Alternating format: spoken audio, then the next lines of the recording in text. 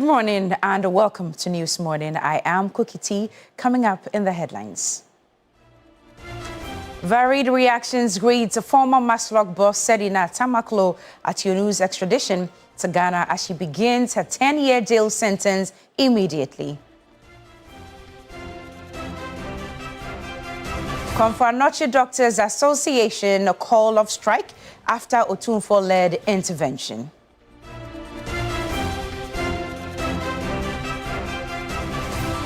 And the government targets 50% LPG access by 2030 as NPA and the Energy Ministry intensify push for clean cooking and expanded energy infrastructure.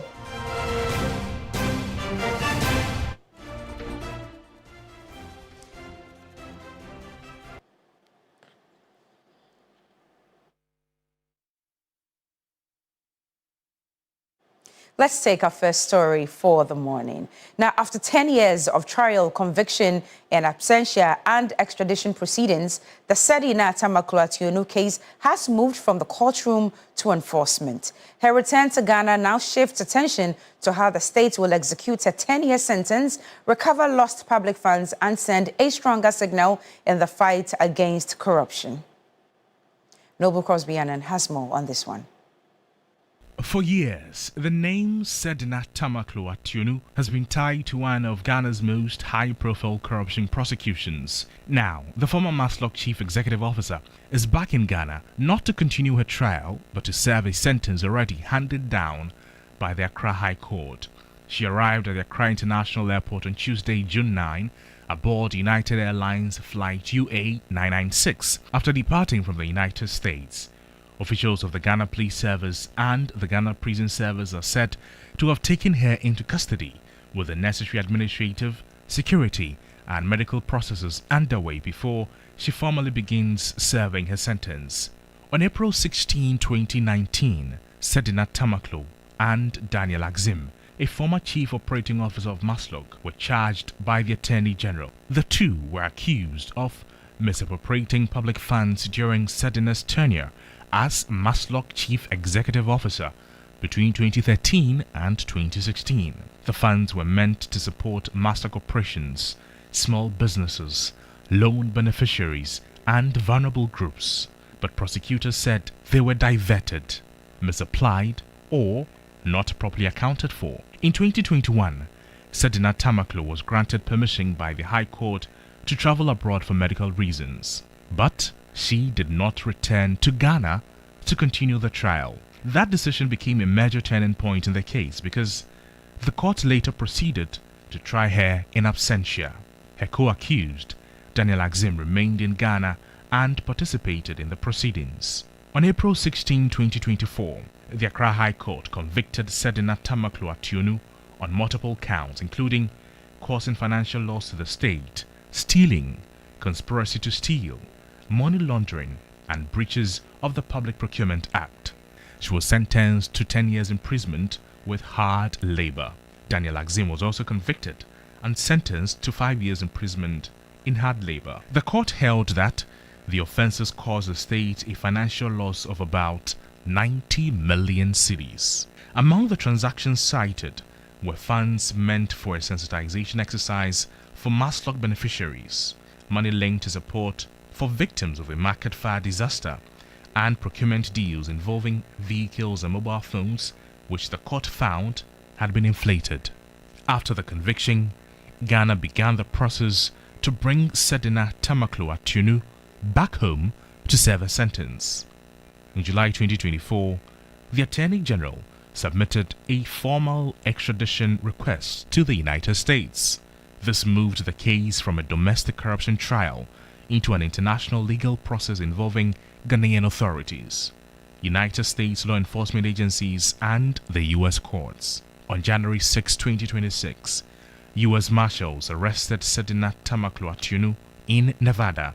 She was detained while the extradition proceedings continued. That arrest confirmed that Ghana's request had moved beyond diplomatic paperwork into enforcement action. On April 12, 2026, a United States District Court in Nevada certified Ghana's request for Sedina Tamaklo Ationu's extradition.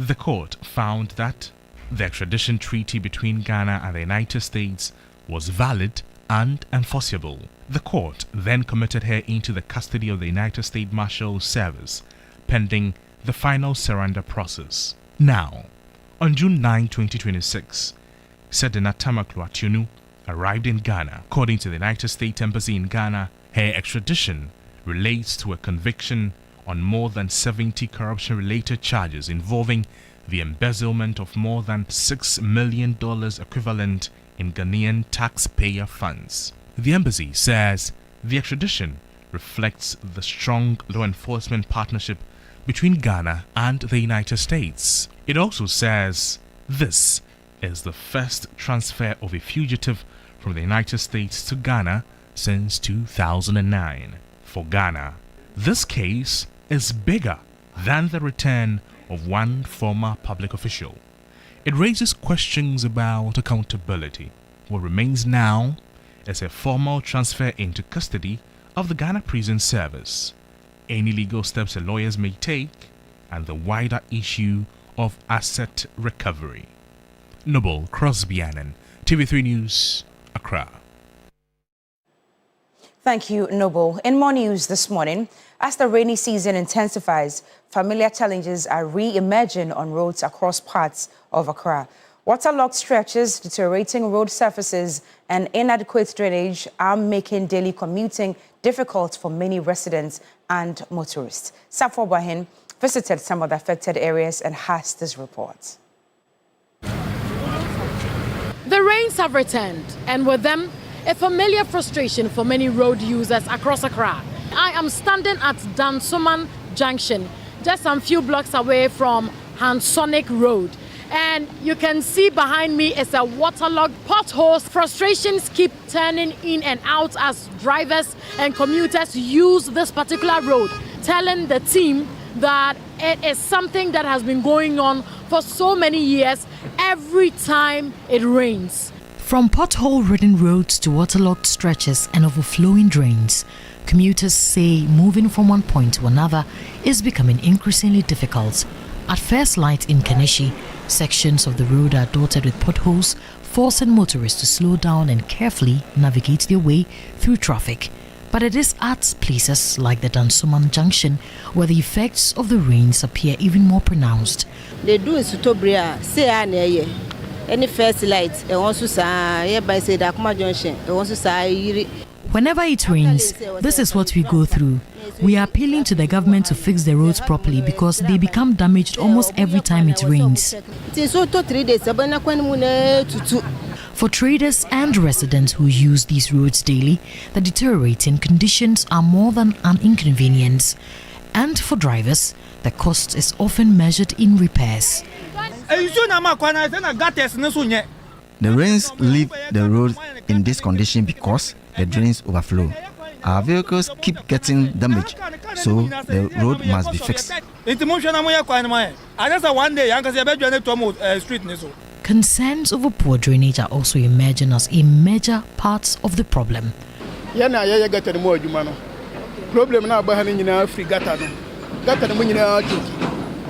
We are desilting the drains, but the authorities need to improve them because the drainage system is the main cause of these problems whenever it rains. At Dakom and Kukompe, drains choked with waste and silt were seen overflowing following recent rains, spilling water onto nearby roads and making movement difficult for both motorists and pedestrians. The Member of Parliament for Ablekuma North Constituency, Rabna Orban, says the challenges facing road users stem from broader drainage and infrastructure issues. For about 6 consecutive times, we have tried to desilt, dredge, fill potholes in order to ease the traffic situation, the flooding situation, and to make it more motorable for road users and commuters. Personally, I have engaged the ministers and ministries involved in order to find some long-lasting solutions. The Minister for Works and Housing is going to come around this week, hopefully.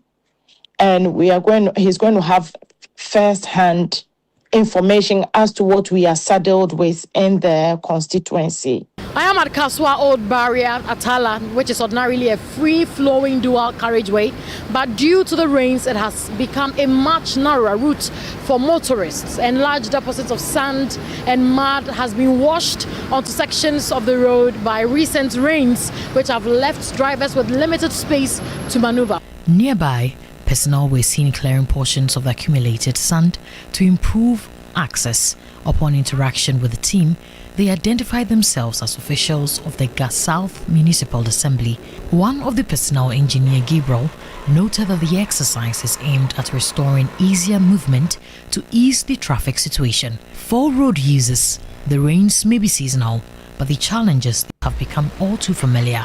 Residents say they are looking beyond temporary fixes, hoping for solutions capable of keeping their roads passable long after the rains have stopped. Safa Boyini, TV3 News, Accra. Still on the rains, constant development along waterways at SCC and Azuma in the Wejagbawe municipality has left several homes flooded following days of rainfall. Some residents have been confined to the homes after being trapped by flood waters. A report by Stanley Niblo.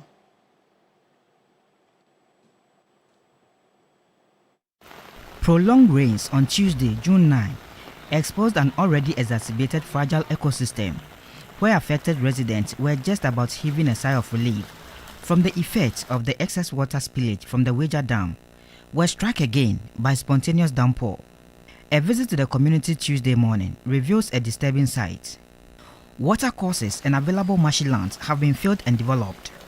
Some buildings, including this one, have been constructed in the belly of a waterway, forcing water to rush into nearby homes.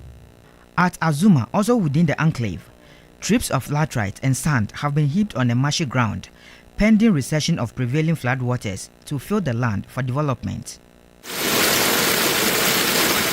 Residents are reeling under this situation. Currently, many homes have been flooded. In this vicinity, for instance, a landlord has channeled floodwaters directly to his neighbor's house, flooding it completely. Some residents trapped for days. This family tells me that water level has even receded before the news team's arrival. With a bucket and a cup, they spent the whole time scooping water constantly from their bedroom. More than 11 years. Stephen Yebua desealed gutters after the day's rain. I had a senator there higher power. It's the top or Bassay. The Tumbo gate nasi. Now I could feel now. Because of gutter no 1 year. And soon as a gutter and young man, and they push it back up. I have the end to me could be meant to say a word a fee. As contaminated water continued to find its way into homes, with each downpour, public health concerns should remain a priority for state institutions. Addressing the flood situation in Weja and SCC will require a multifaceted approach, including urgent special planning measures to restore and expand drainage systems that serve as critical arteries for the smooth discharge of stormwater from the city. Stanley Niblo, TV3 News, Accra. Thank you, Stanley. But let's still stay more on the floods and the rains, as President John Mahama has directed his anti-flood task force to be firm and decisive in dealing with the issue of a flood. Now, speaking shortly after arriving from a state visit to Belarus, the president urged citizens to rally support for government as they work towards solving the perennial challenges. And so we need to address this issue of flooding. People have built in waterways. I spoke about it just before I left. I mean, the sites, the wetlands that absorb the water before releasing them into the Atlantic Ocean are being constricted because people are filling and building and then reducing the volume of water it can contain.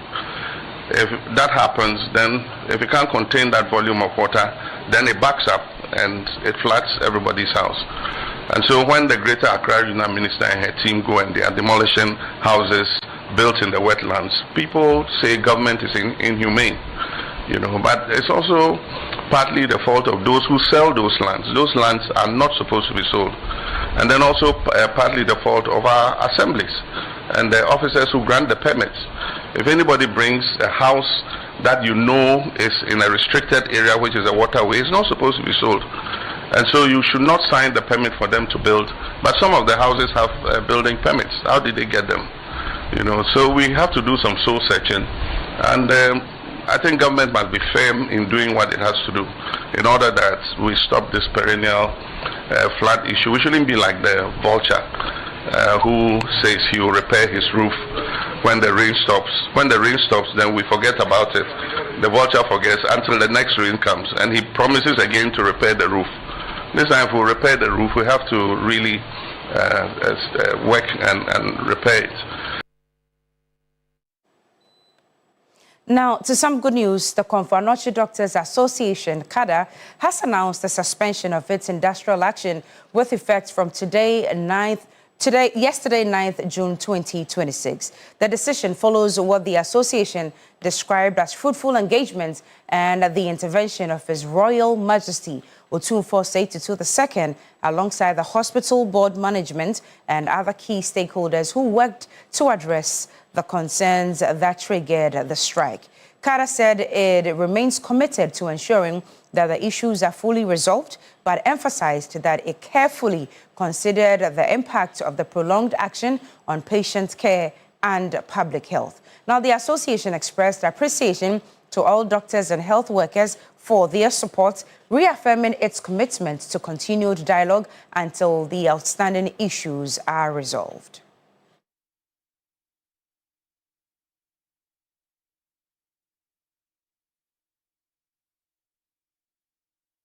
Now, to some more news, government says it is stepping up efforts to increase the use of liquefied petroleum gas across the country, with a target of ensuring that at least half of Ghanaians have access to LPG by 2030. Authorities believe increased private sector investment in storage and transportation infrastructure, alongside ongoing policy interventions, will help accelerate the country's transition to cleaner cooking fuels. According to Chief Executive of the National Petroleum Authority, NPA, Godwin Eduji Tamaklo, investments in new LPG vessels and storage facilities, coupled with the implementation of the cylinder recirculation model, will strengthen the downstream petroleum sector and improve access to clean cooking fuel. He adds that the NPA remains committed to ensuring the safe regulation, monitoring and distribution of petroleum products across the country. Over the course of the rest of the year, NPA, in collaboration with stakeholders, will undertake a series of activities, including nationwide public education campaigns. One of the major complaints had to do with the LPG transporters complaining about constant harassment by security agencies, particularly in the Western Corridor. So we had to go and engage the Western security commanders, particularly the police leadership, on how best to help resolve that constant harassment. Meanwhile, the Minister of Energy and Green Transition, Dr. John Jinapor, says Ghana's LPG penetration rate has risen to about 43%, but says millions of Ghanaians still rely on traditional cooking fuels, highlighting the need for sustained investment and policy support to expand access nationwide. Compared to other countries in Sub-Saharan Africa, we are doing quite well, but there is still room for improvement. And even more importantly, how we can promote domestic LPG production. For me, that is even more important. And with our refineries coming up, I'm working with the MPA so that we can focus more on producing adequate LPG to meet our domestic demand. If we do that, we save a lot of foreign exchange, we create jobs, but more importantly, we save lives. Moving to sports this morning, the minority has accused the sports ministry of screening supporters in Ghana for sponsorship to attend the 2026 FIFA World Cup, despite a presidential directive to prioritize Ghanaians residing in the tournament's host countries. First Deputy Minority Whip has also alleged that majority MPs have been allocated 2 slots each for supporters and is demanding an urgent briefing from the Sports Minister on preparations for the tournament. Meanwhile, the minority has condemned what it has described as increasing heavy-handedness by security agencies, actions they deem as undermining freedom of expression in the country. Ghana's participation in the 2026 World Cup came under scrutiny when the First Deputy Minority Whip, Habib Idris, raised concerns about failure of the minister to brief the House on ticketing costs, visa approvals, preparedness and other related matters. The minister responsible for youth and sports did not brief Parliament on anything. We don't know the preparation. We don't know where they are training. We don't know where they are camping. We don't know the budget. The ambassador to Canada have issued a statement saying that they are collating names of Ghanaian residents in Ottawa, in Canada, for them to support people for our march against Panama. How many tickets are they giving to the people in Toronto? Who pay for the tickets? And how much does the ticket cost? He then alleged that government has allocated 2 slots to each majority MP for supporters who would be sponsored to attend the tournament. At the moment, the supporters union were given 90 slots as part of their preparation towards the World Cup. The majority caucus, made up of 189 members, were given 2 slots each that they should bring people for them to be sponsored to the World Cup. If you go to verify it, if you go to the Botema Park, you'll see that people are there being screened. To accuse the minister of having allocated, slots and etc., I think that is really not appropriate for him to state in this chamber. The issue of the issuance of visas are not matters within the competence of our government to answer. It is denting the image of Ghana. If you go to the American embassy today, over 1,000 people that have applied, they have issued less than 100 visas to some of them because the writing has not been done. In another issue, the minority leader Alexander Afeomakin read a statement to denounce threats against free speech, urging government to do better. Members of Parliament took turns to comment on the matter, which later yielded in a press briefing by Member of Parliament for Damango Samuel Abujinapo. But just when he was about to finish that presser, there was a spontaneous intrusion by the Communications Minister Sam George, who then assured that government under the presidency of John Mahama would enhance free speech and dissent. Given that he's the Minister for Communication who has a role in the exercise of free speech and a man who exercised a lot of free speech when he was on the other side of the equation, and therefore he's here to support what we are telling you. And I can assure my brother that he has nothing to fear. We have a country to protect, and we'll build our country together. Free speech will be protected under this government and every other government. But we should also be responsible in our utterances. On that beautiful note, we'll end the news for this morning. We've got a heavy, interesting package for New Day. Stay with us. Don't go anywhere. I am Cookie T.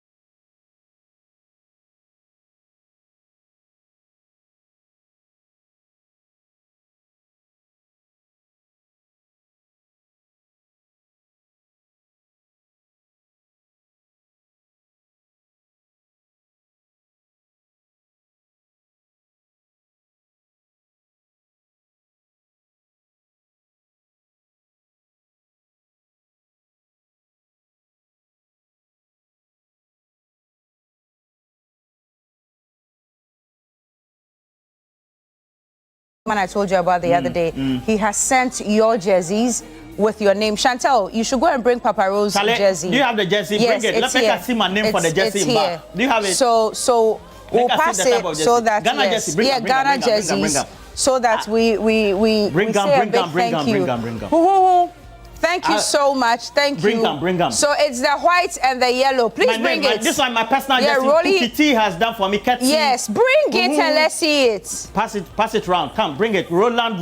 Let's see what the jersey looks like. Trump. Yep. Fantastic. So that's so it. This is me. Roland. Yes. So it's the white one and then the yellow. 33. And the yellow as well. 33. Blaster. 33. So you have another one. You have the yellow as well. I have yellow. Yes, you do have the yellow as well. Yeah. So who? Thank you. Bring the yellow. Bring the Chairman Godwin Tamaklo. Good morning to you. Chairman Prosper. Good morning to you. Pai Fianku, you work with engineers and planners as well as Alhaji Nuruddin with Ibrahim and the rest. Good morning to you as well. Edmond Combat is the managing director for the Tema Oil Refinery. Great guy. All of us are looking forward to that World Cup. And for all the things you have to do, please make sure that you go and consult your logbook so that you get the predictions right for the Black Stars. This one. Charlie. Yeah, really. You said who sent you that? So thank you so much. And thank this you one very much. This one is not the China one. This is the proper one. Your proper correct one. This one is not China. Hey, this one is not China. Who cannot give you China? Charlie. Yeah. So my name day back. Yes, Charlie. 33. I have mine as well. Tomorrow we'll be wearing it, and then on Wednesday we'll be wearing it to support the Black Stars. I've adored mine already. Yes. Fantastic. But on a more serious note, thank you. This means a lot to us. Thank you so much. Thank you so much. Yep. Wow, 33. Hey, already Kwame Boateng said I should send his hair. Respect. Kwame Boateng didn't give you. Obiamao, he says that you should send his. Can you even imagine? Anyway, it's a packed show we have for you today. Later on, we will be joined by another powerful superpower country that is hosting the World Cup this year, or one of the countries hosting the World Cup. The United States of America will be here in studio with us. And I'm clad in their colors already. I'm doing the white, I'm doing the blue, I'm doing the red. Fantastic. Yes, and we are celebrating 250 years of independence for America, the United States of America. We'll be getting into conversations here. The band would also be here. We'll get into all of that today. And a lot are following the show apparently. Let me say good morning to you, lawyer Daniel Marfo. You are with First Atlantic Bank and great man, also a lecturer with the Ghana School of Law, an ardent fan of the Ghana Black Stars, and says that certainly he's a patriot and Ghana is going to do well, even though he says that, Charlie, he's not too sure about the team. But Lawyer Marfo, please, take it cool. We are all added them. Jen Ampofi Duku also says he wants a Jesse. Philippine Godot says Jesse. Hey, Justice Kwam as well, working with the Ministry of Agriculture. Good morning to all of you. But we have a lot to discuss. Well, Serena Tiono is trending in the news. Everybody is talking about her. And yesterday, lawyers were arguing to and fro the country. And some people are asking the question that, okay, so she was sentenced to 10 years imprisonment and she's been away 2 years out of the 10. Oh, no, is it 8? Yes. So maybe you can help us with some education this morning. What does the law say? If somebody was sentenced, well, maybe I won't come to you with that one. Maybe we should call the experts, because the way you are even reacting to me already, I don't even want to come with you for that one. But yeah, Serena Tiono is trending in the news. Everybody is talking about it. And this morning, we'll be taking a look through the events. Justice Abdullahi, as I mentioned, really is not an expert when it comes to law yet, but Justice Abdullahi will be joining us here to speak or have a conversation about it. You could also have your say. Send us messages on our Facebook feed and on all of our social media platforms. We'll do well to read all of them for you. Thank you very much for joining us. But yes, to our faithfuls, Randa Shell, Ebo Samoni, Kocho Denge, all of you watching this morning, thank you.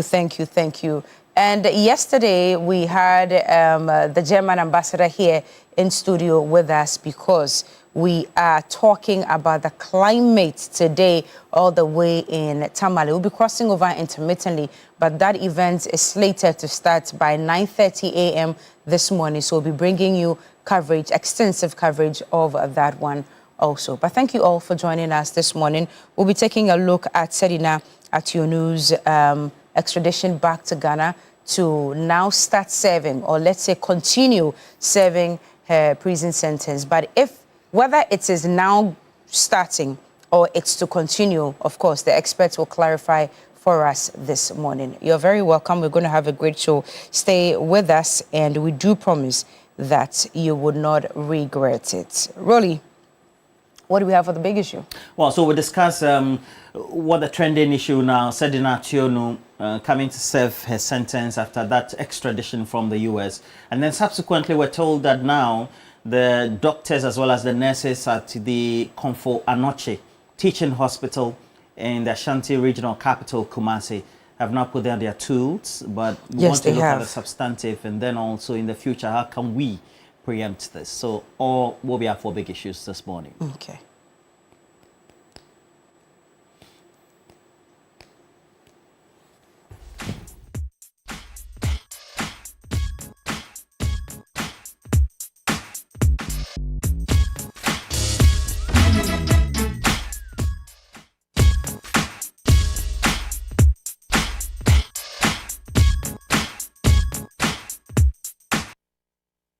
For years, the name Sedina Atuonu has been tied to one of Ghana's most high-profile corruption prosecutions. Now, the former Maslock Chief Executive Officer is back in Ghana not to continue her trial, but to serve a sentence already handed down by the Accra High Court.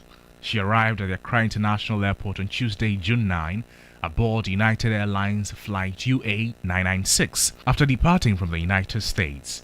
Officials of the Ghana Police Service and the Ghana Prison Service are said to have taken her into custody with the necessary administrative, security and medical processes underway before she formally begins serving her sentence. On April 16, 2019, Sedina Atuonu and Daniel Axim, a former chief operating officer of Maslock, were charged by the Attorney General. The two were accused of misappropriating public funds during Sedina's tenure as Maslock Chief Executive Officer between 2013 and 2016. The funds were meant to support Maslock operations, small businesses, loan beneficiaries, and vulnerable groups, but prosecutors said they were diverted, misapplied, or not properly accounted for. In 2021, Sedina Atuonu was granted permission by the High Court to travel abroad for medical reasons, but she did not return to Ghana to continue the trial. That decision became a major turning point in the case because the court later proceeded to try her in absentia. Her co-accused, Daniel Axim, remained in Ghana and participated in the proceedings. On April 16, 2024, the Accra High Court convicted Sedina Atuonu on multiple counts, including causing financial loss to the state, stealing, conspiracy to steal, money laundering, and breaches of the Public Procurement Act. She was sentenced to 10 years imprisonment with hard labor. Daniel Axim was also convicted and sentenced to 5 years imprisonment in hard labor. The court held that the offenses caused the state a financial loss of about 90 million cedis. Among the transactions cited were funds meant for a sensitization exercise for Maslock beneficiaries, money linked to support for victims of a market fire disaster, and procurement deals involving vehicles and mobile phones, which the court found had been inflated. After the conviction, Ghana began the process to bring Sedina Atuonu back home to serve a sentence. In July 2024, the Attorney General submitted a formal extradition request to the United States. This moved the case from a domestic corruption trial into an international legal process involving Ghanaian authorities, United States law enforcement agencies, and the U.S. courts. On January 6, 2026, U.S. Marshals arrested Sedina Atuonu in Nevada.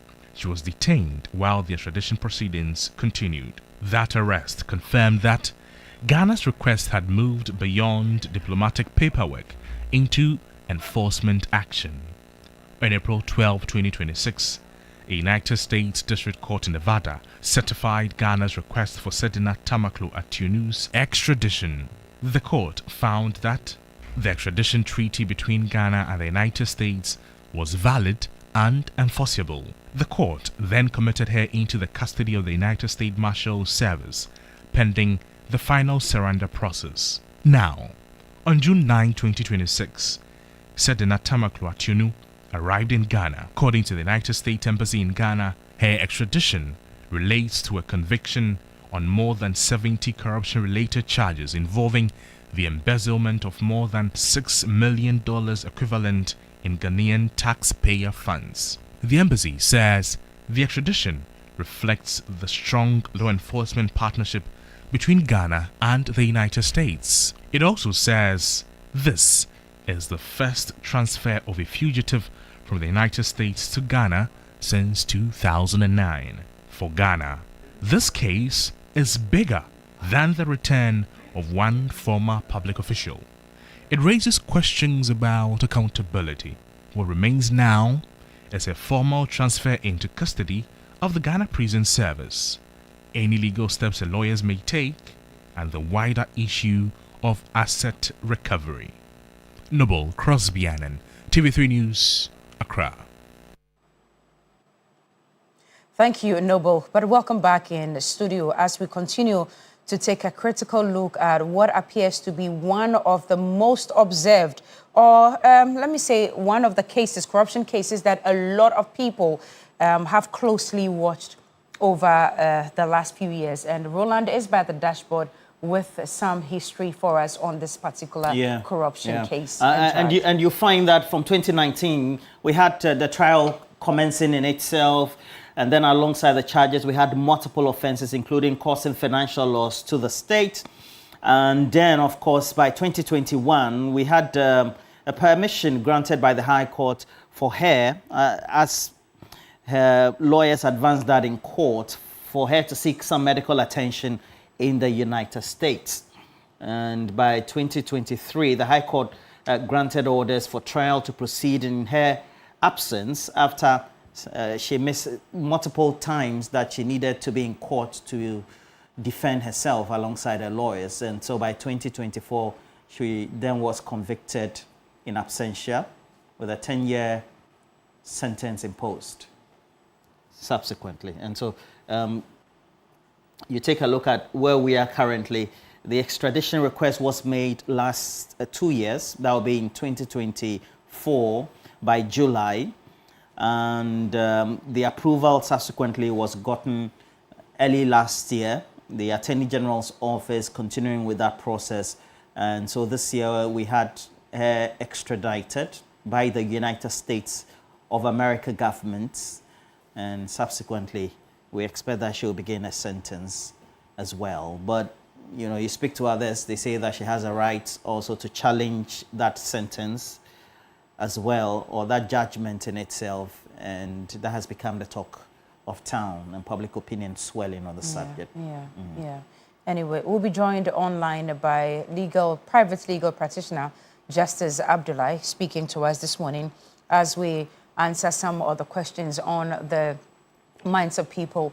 But Roland, people are mentioning and talking and asking questions that, okay, so in this case where she was tried in absentia and it was a 10-year prison directive that was given, at what point does the 10-year start? Did it start in 2024 when she was convicted, or it's going to start now that she has been extradited back into the country? That's the question many people are asking. And I also would love to ask Justice Abdullahi this morning that how difficult is it to get extradition processes to go through, your friend is saying, completion, as many people will ask, before final decisions are taken? Because what's happening to Ken Ofori-Atta? If we've been able to do that for Ationu, then why is the one for Ofori-Atta delaying? That's the question that many people are asking. And you know, the Attorney General is on his way to the U.S. to go and meet their legal team over there over some of these issues. And I know this will be topical. A lot of people will be talking about this one. These are some of the questions that people are asking this morning. Well, you know that we also have an Extradition Act, and then we also have a treaty with the United States of America in the first place. And that also enjoins the United States, if they found it reasonable, and then there's a case put forward by Ghana through the Attorney General's office for that to be undertaken. And if we're mindful of this request was put in back in 2024, and it's taken us almost 2 years to get here to be in Ghana. Right. And so if we give ourselves, and then we liken it to this case as well, it also means that we should expect over a year before the processes go through, because then also there has to be reasonable grounds and then due justification why you want him to be in Ghana. And so the Attorney General would then have to proceed on those steps. Okay, and we are told that Justice Abdullahi has joined us on the telephone lines this morning. Counsel, oh, okay, so he's on Zoom, joining us on Zoom this morning. Counsel, if you can hear us, a very good morning to you, and thank you for joining us. Indeed. Good morning to everyone. It's been ages. Yes, it's been ages. It's amazing to have you here this morning. And Counsel, my first question would be, is this a landmark moment for Ghana's legal and justice system? Well, it suffices to say that this is a tokenism, especially in relation to our commitment to the fight against graft and our relationship with the United States, which has been a one-way traffic. It is very difficult to applaud this, or rely on this alone to make any value judgments and make any positive comments, particularly in relation to our commitment to how we support the United States in the fight against crime generally. I'll be hesitant to comment this as anything good. Okay. And Counsel, this is one of the closely monitored corruption cases here in Ghana, if I may say so. Almost the entire country has been following for a long time. And yesterday we caught wind of the news that she's been extradited back into the country. Normally or legally, when a fugitive returns to the country through extradition, what are the processes? Does she go straight to the prisons or to the jail, or what are the processes that must precede that? Yeah, ordinarily, you would want to verify if all the facts, the circumstances, the decisions as made are appropriately documented, and it's in relation to the person you are dealing with before processing him for court. Otherwise, in this particular case where we had to go through extradition, I would assume that all the processes had already been done.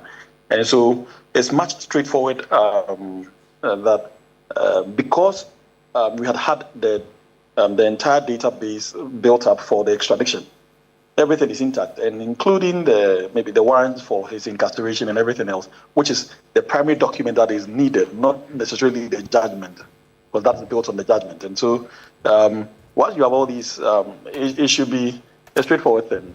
There should be there's no bail at this point.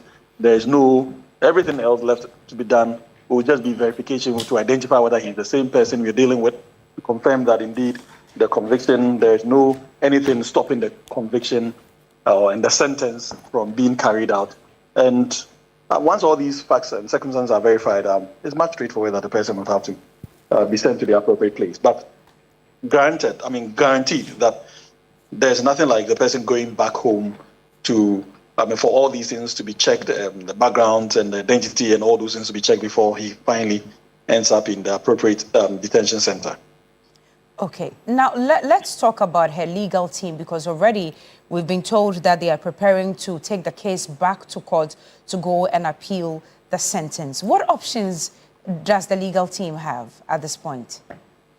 Good. So this is exactly why I was saying that on the basis of this, it's difficult for them to have for her to be home or to be admitted to bail, and this is why the legal team is taking this route, because there's absolutely no way she could have gone home. Secondly, in relation to the appeal, I think it is particularly the most Herculean task at this point for her and her legal team. And I say that not because there's always no room or is a zero chance, a watertight case, but the chances of success is really limited. First, because she left the country, if I understand, under the pretext of going for medical treatment, and then all opportunities were offered. If what we read is correct, she was offered all the opportunities, which is what she is required. What is required under the law, that she be given all those opportunities to make herself available. Now, remember, in law, once you are given the opportunities to make yourself available, and you span that opportunity, there is no more obligation on the court to give you any further opportunity. Anything else done subsequent to that is just out of the discretion of the court, and maybe out of the benevolence of the court, if you like. Because you've been given all the legal opportunities to avail yourself. You refuse to come. You have had all the opportunities to come. And so it makes your case quite difficult. And then worst part of this is that you waited, judgment was delivered, it went against you, you didn't mount an appeal. Admittedly, in criminal cases, there's almost no time limit for one to appeal. But if you are appealing in this particular case where you did not participate in the trial or fully participate in the trial and allowed everything to go with or without you, you've lost so much opportunities to have cross-examined, to have created doubt in the case of the prosecution. And so if you want to appeal, it's very difficult if the judge didn't make any grave error, either in the sentencing or in the conviction, for you to succeed in overturning the decision. Okay. One of the many asked questions, and I would love to ask you that this morning, is it was a 10-year jail sentence. That was the judgment that was passed. She's been outside the country for 2 years out of the 10-year sentence. What's the case now? Is she serving an 8-year term now that she's returned to Ghana, or the 10-year starts now? Okay, so the 10 years first commences the day she commences her sentence, okay. And not the day the judgment was passed. Okay. And so in this particular case, it will be from the day she officially commences her sentence. And then the second, the 10-year sentence, I think this one is fundamental, that it is not exactly 10 years that she's going to be in custody. So for those of us who are waiting for her to be in custody from assuming she goes, let's say, this month, to come back in 2036 June, I think we may be disappointed, because 10 years means something different in the eyes of the law. It's largely about 8 months. And so worst case scenario, if everything goes as we envisage, she shouldn't spend more than 8 years in custody. Okay, all put together with the deductions and all of that. But from your legal perspective, what precedent does this set for other public office holders? I would want to believe that this would have been a deterrent for everyone else who feels that the United States would be a safe haven after having allegedly stolen our money and making away with our public resources. But unfortunately, it's a very difficult conclusion to make, considering the state of Oforiate's case and generally the posture the United States presents to Ghana when we have these issues. It doesn't come across as something that we can rely on as a deterrent if you do not secure the person here and get our conviction. That we may not necessarily have the benefit of what we need and then be not necessarily have the maybe the soundbite to sound the warning to all others that, well, even if it takes 100 years, you will still come back to serve your term. I mean, it's very difficult to make that kind of conclusion. Okay. And now Roland is going to come in, but before he comes in, I would love to ask, do you think that this Sediness case would influence in the future how our courts deal with corruption cases, especially pertaining to people who travel outside the country or people who are tried in absentia? So typically, what our judicial system, particularly the law in relation to bail, offers is exactly what happened in Vietnam's case, is to prevent the entire backbone of a bail application or the grant of bail is to prevent the person or suspect from being from escaping. And so you typically would have to convince the court that you are not at a flight risk, i.e. you will not run away should you be admitted to bail. And if you remember, just a couple of days ago, Abronye, for instance, had a similar issues with the court when he failed to submit his passport. He was reincarcerated until the passport was surrendered. Now, this reaffirmed that we already have this system in place. How this happened and how I suspect she sought leave from the court to go for medical treatment or whatever the objective was. And so it was arguably one of the genuine cases of a judge being reasonable and allowing a known person to attend things of this nature. Unfortunately, she took advantage of the system, allegedly, and then it has brought us to where we are now.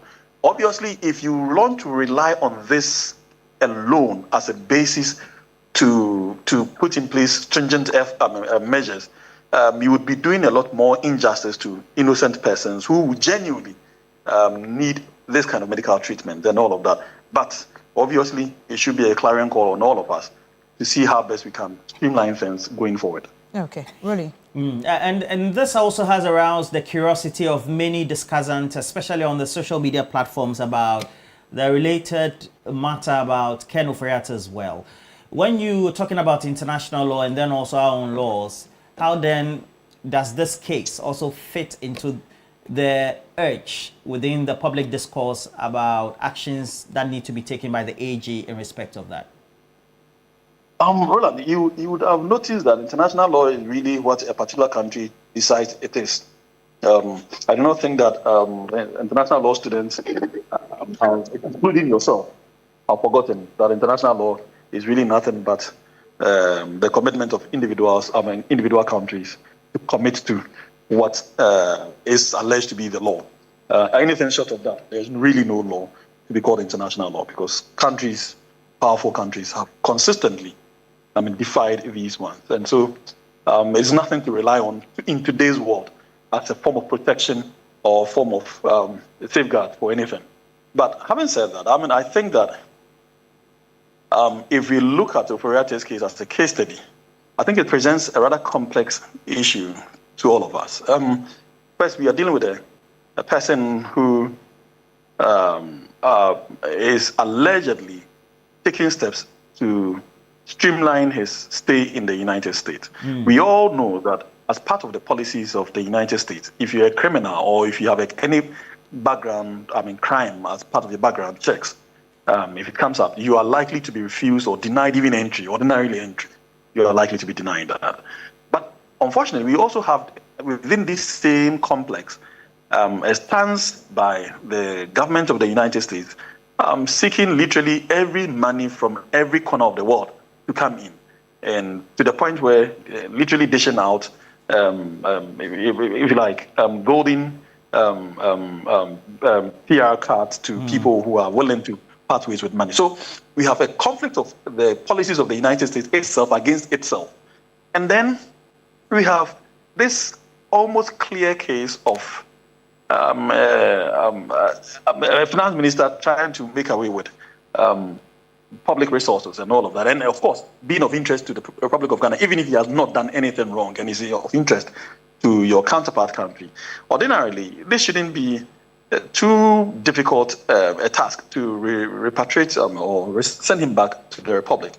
But I'm sure because of all these contradictory policies of the United States and the stance taken, it's becoming more and more difficult for them to simply just let him off the hook and all that. So I think it's just a complex case for them rather than for us, because our interest is one.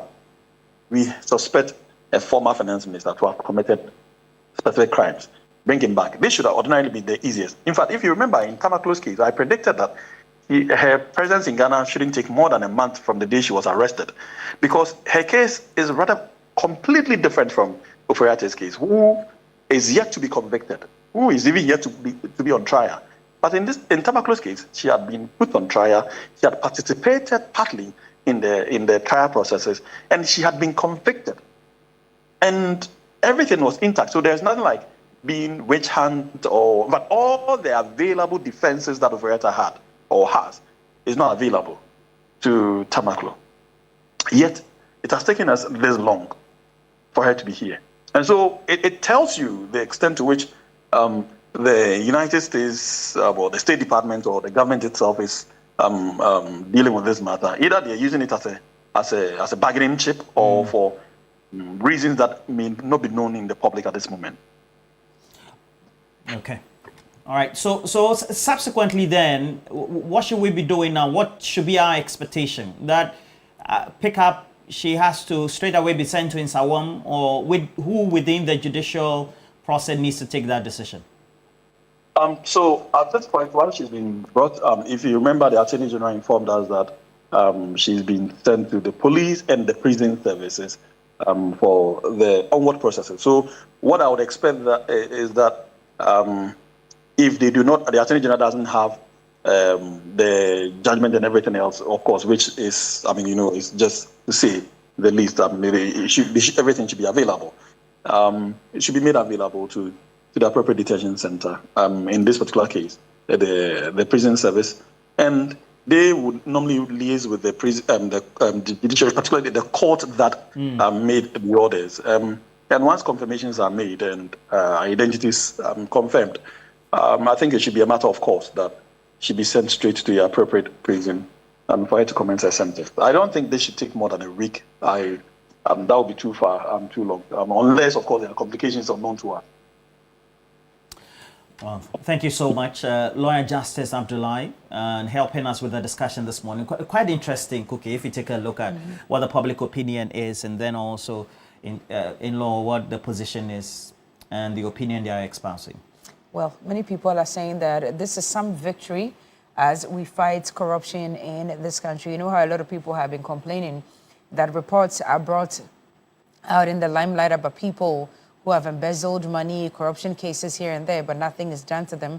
Well, some people are jubilating and saying that at least for once, justice has been served. She's been brought back to face her prison sentence. Many of you are commenting on it on Facebook, and Kenneth Sela Yusuf says, the Maslock CEO's extradition is a good move, but Ghanaians need Oforiatta more. Big thanks to Huhuhu for your jerseys, but Roland's number should have been number 9. Extend my greetings to one of your ardent viewers, Honorable Weekends, DJ More Life in Boli. All right, we hear you. I think I saw a message from Guy G. Guy G, good morning to you. And he says, the Sedina matter should not be confused with the Ken Oforiatta case. Under Ghanaian law and the U.S. extradition treaty, extradition requests must be made through the Attorney General. Yet, the same Attorney General is currently before the courts challenging the powers of the Office of the Special Prosecutor to initiate prosecutions independently. The case against Ken Oforiatta is by the same OSP, whose power the AG disputes. All right. Moving on to more messages here. Good morning, everyone. From Kennedy, he says, the country is really in the hands of politicians, because if this was a politician, I don't think this will go far. They should tell us when they will bring back Ken Oforiatta. Humadu Sichope says the Suriname Tamaklo case raises both factual and legal questions. While some allegations depended on evidence of how funds and contracts were handled, other aspects, particularly those relating to causing financial loss, unauthorized commitments and procurement procedures, could turn on the interpretation of the law and the powers of public officials. The government settlement of the approximately 62 million Ghana cedi Maslock vehicle procurement obligation in 2018 remains part of the public debate. However, the courts distinguished between honoring a contractual obligation and determining whether the actions that created that obligation were lawful. With Sedinam Tamaklo now facing a 10-year sentence, any remaining questions about the legal basis of the conviction or whether the sentence should stand as imposed are matters that can only be conclusively resolved through the appellate process and ultimately the Supreme Court if the case reaches that level. Quite a lengthy one from Humado Sichope, but yes, I've read it. Thank you very much for sending a lot of your comments. So this one's coming from Zilis Dwayne. Good morning to you, Zilis Dwayne, who lives in the UK. Says that no one is above the law and crime doesn't have an expiry date. Next is Ken Oforiatta and puts in. And then also we have Master Planner Jr. Giving us a message. But before then, let me just read this one from Guy G, who says, for the extradition of the convicted... I read that. Okay. The Master Planner Jr., policy analyst Kintampo, says that Sedinam Tamaklo is back. A court has already dealt with the case and she was found guilty at stealing Ghana's money. Let us all focus on her case and leave Ken Oforiatta alone. No court has found him guilty of stealing any money. If anyone has any proof of Ken Oforiatta committing any offense, they should haul him before the court. Just like Sedinam Tamaklo, he can be tried in absentia. They should stop the noise. And Kwekweron says that we don't want to hear the Attorney General filing any nolle prosequi in this case. Well, this one we have a conviction already. So there's also a judgment, so to speak. So it's only the president who can subsequently then offer her or give her a pardon, as the Constitution enjoins the president to. Prince Henry Kufuridia says the NPP should know that what goes around will surely come around. The NPP can be happy today that Madame Sedinam is back to serve her jail term. The NPP should be happy when the law bites any MPP member. The future is pregnant. All right. Really, do you have more? Yeah, more messages coming through.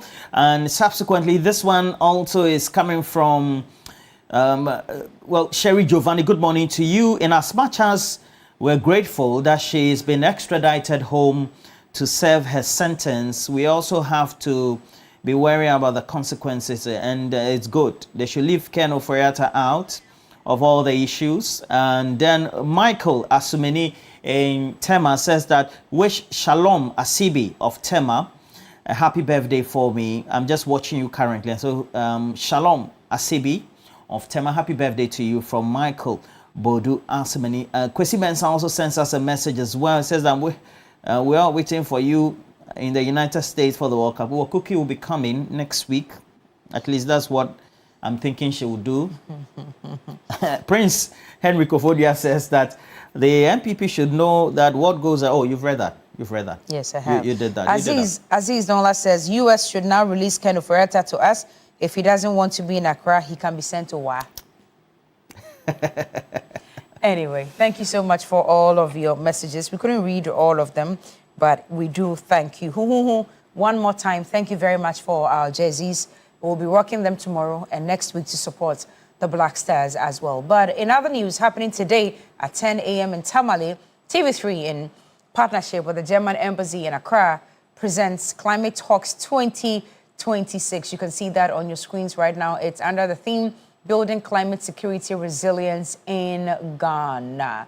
Now, join the discussion on climate-induced conflicts and community resilience in northern Ghana, featuring the German ambassador to Ghana, Frederick Langshoff. Now, watch live from Panier Guest Lodge, Tamale, today, this morning, 10 a.m. But we will start crossing over from, I'm sure, 9:30 this morning. It would also be streaming live on all our digital platforms. Don't miss this important conversation on shaping Ghana's climate future. All right.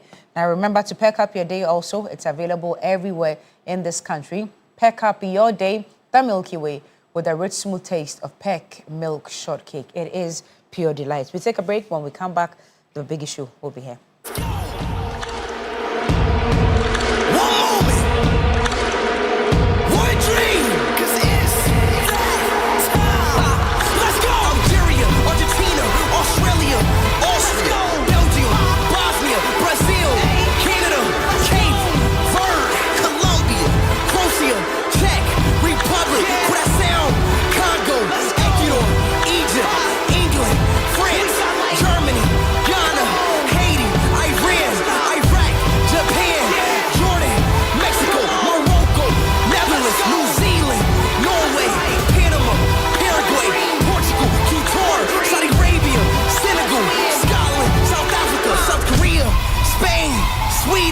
Switzerland, Susia, Turkey, USA, Uzbekistan, Uruguay, Ivory Coast.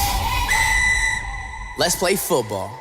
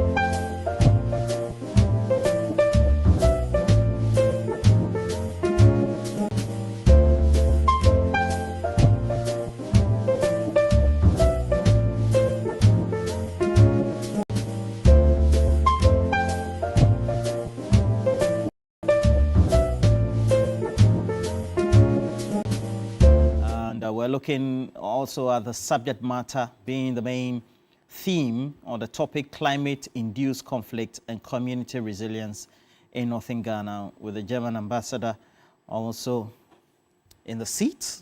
So promises to be quite exacting. Now let's go to Chris Yale. No, Chris Amwako. Chris Amwako, good morning.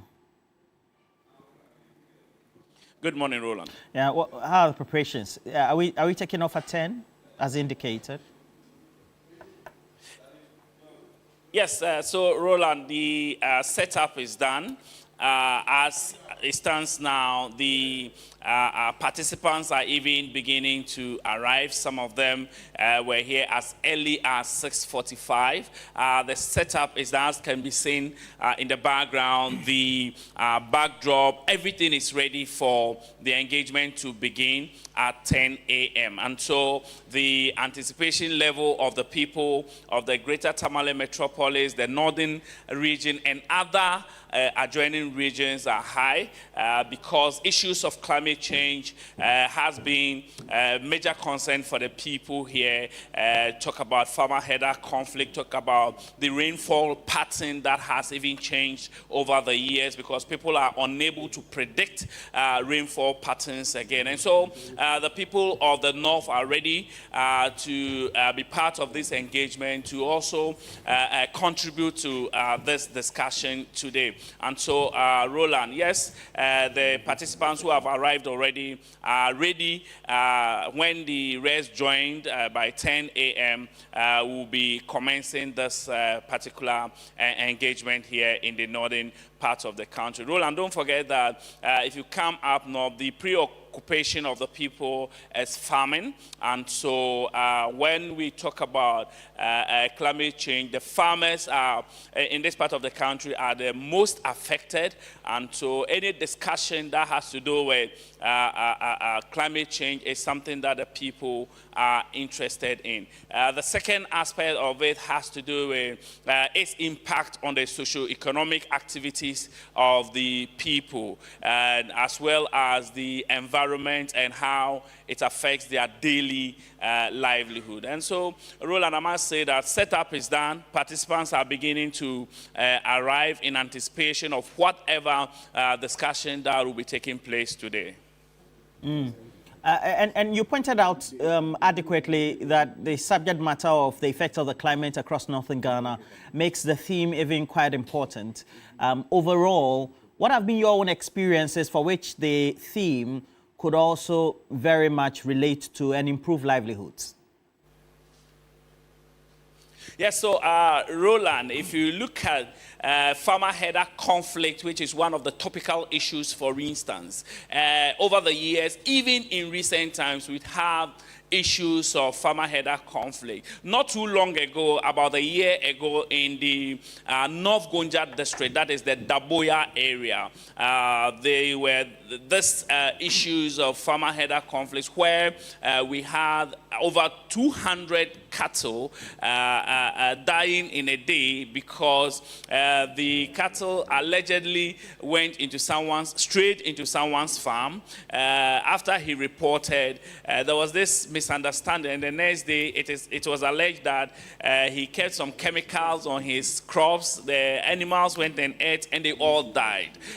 This is a recent one. There were instances in the Gushegu, Karaga area where we had a full Fulani community being raised down, and as a result of this farmer header conflict, if you go to the mining areas, especially in the Bole Bamboy area, we have instances where these animals stray into mining concessions, and there are misunderstandings between the Fulani, the herdsmen, and the miners, which has resulted in some issues of farmer header conflict. In the East Gonja municipality of the Savannah region as well, about 2-3 years ago, some incidents of that sort occurred. And so it's a daily thing that occur here, first of all, because especially in the drying season, these animals do not get the grass here to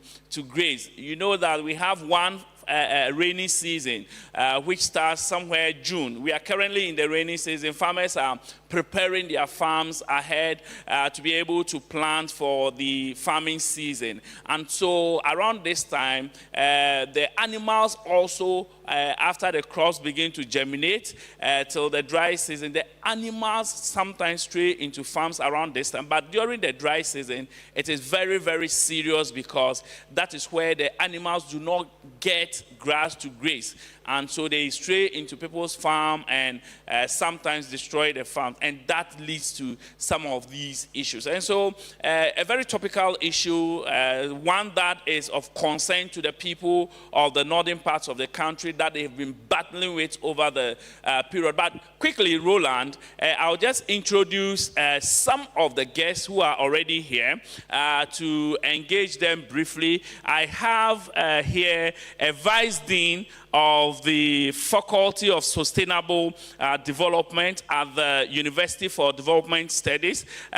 Professor Bukari is here. In fact, two of them from the University for Development Studies have been here since 6:45, waiting for the other participants to join. Prof, you've been here as early as 6:45 to be part of this engagement. One of the topics that when I spoke to you off camera, you told me that was of interest to you is the farmer-herder conflict. Briefly tell us about your expectations of this engagement and what you have to say, having lived in the northern parts of the country all your life. All right. Thank you very much. My understanding is that this topic has to do with conflict, climate change, and climate change and something related to that. Exactly. Yes. Conflict, climate change, and something related to that. Yeah. The northern part of Ghana generally is it constitutes the semi-arid part of the country compared to the remaining part of the country. And as a result of the climatic condition, we face, some kind of a constraint. I mean, shrinking of water and then land resources. But unfortunately, fortunately, we are better off than some other parts of the West African sub-region. For example, areas around Mali, Niger, and Burkina Faso, they have sub-Saharan climatic conditions. Is that okay? And for that matter, they have sub-Saharan climatic conditions. And for that matter, they have more arid conditions. And then this is where the Fulani herders are more, dominant. Okay. And then they tend to be nomadic. Because of the harsh climatic conditions there, they tend to be nomadic. So they take advantage of the improved conditions of the northern part of Ghana here to migrate towards here. And then at the end of the day, they engage in competition with our farmers for water resources and then land. Is that okay? And given the fact that this area is already facing desertification, the fertile lands are limited. The water resources are limited. So that creates some kind of competition among farmers and whatever. Now, these herders take advantage of the ECOWAS protocol on transhumance. So that is why sometimes it's difficult to deal with. So I'm expecting that the participants will give us a highlight on the details of this farmer-herder conflict and then what is being done about it. You have done some research work in this field. We want to find out from you, how serious is this situation in this part of the country? It is very serious because when the Fulani herdsmen allow their cattle to encroach on the farmers' crops, is that okay? It leads to crop destruction. Is that okay? It leads to crop destruction. And also, this is coupled with the fact that, desertification already impacts on negative, low productivity. Is that okay? So when that happens, productivity is low, and that causes, the energetic youth to migrate to down south to look for other, occupational opportunities. Besides that, they also pollute the water bodies. They compete with the water sources for, in terms of, water sources for their cattle. Is that okay? Then the water is also being polluted by these animals. Is that okay? So that makes the issue of water insecurity also come up. Is that okay? So it is one of the contributing factors to migration of the youth. Okay. Yes, so Roland, he basically mentioned migration and security issues. And one of the issues that has come up has to do with its consequences on security, where we talk about issues of climate change, because once these farmers and herders have this misunderstanding, it becomes a security issue. And so this morning we are expecting to see the Northern Regional Minister in attendance, because he's the chairman of the Regional Security Council. We also have the Savannah Regional Minister, Honorable Salisu Biawerebe, who will also be in attendance, because they all head the Savannah Regional Security Council and the Northern Regional Security Council, because these issues automatically become security issues. So I have another lecturer from the University for Development Studies who's also been here to talk about the general socio-economic issues when it comes to climate change. Your expectations from this engagement. I remember when Prof reached out that UDS, and for that matter, you are interested in being part of this engagement. And so you are most welcome, but tell us initial comments about this engagement and your expectations. Yeah, thank you very much for the opportunity. I mean, when I had the information concerning the program, I said this is one of the good things the country should be banking on. For today, I'm expecting us to have knowledge on climate change and climate variability, because these two things are not the same. People try to, misrepresent the two terminologies. You know, for climate change, it occurs over decades. But when you talk about climate variability, these are short-term occasions that take place. So I'm expecting that today the panels will speak to this, let us know the causes that are therein. They also want to know how they can mitigate the issues arising from both the changes taking place and the variability that occurs. All right, I will have to wrap up here and hand over to Roland in the studios to take over. But let me remind our viewers that just recently in 2023, a dry spell hit 8 regions in the country, causing the country millions of Ghana cedis. The finance ministry then had to release some monies for these affected farmers. And so, Roland, this is what is happening here in Tamale. The climate change engagement is about starting, because guest participants have begun arriving here at the Pioneer Lodge in Tamale.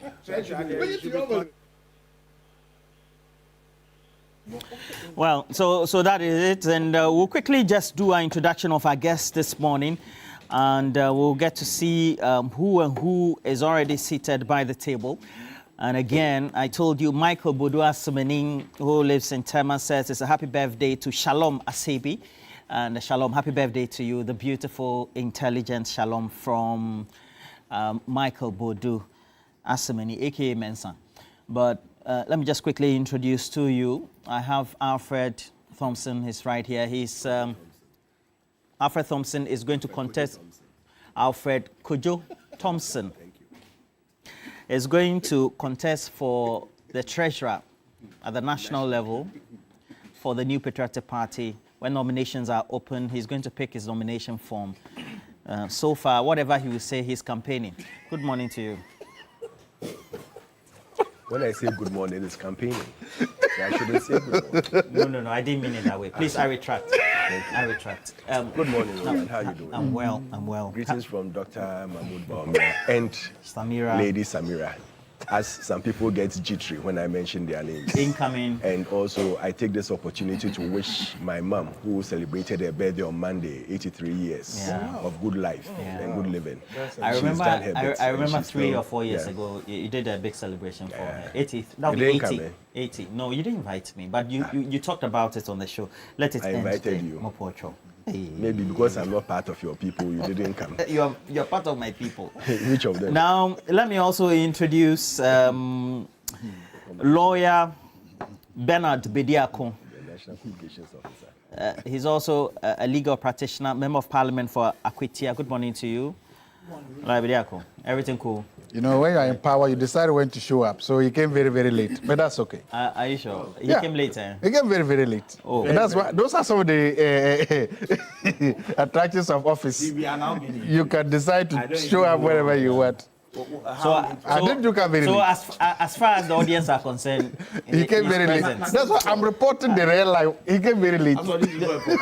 Propaganda. Propaganda. Is it not true? Didn't you come very late? And then Dr. Jebunche Zato is here.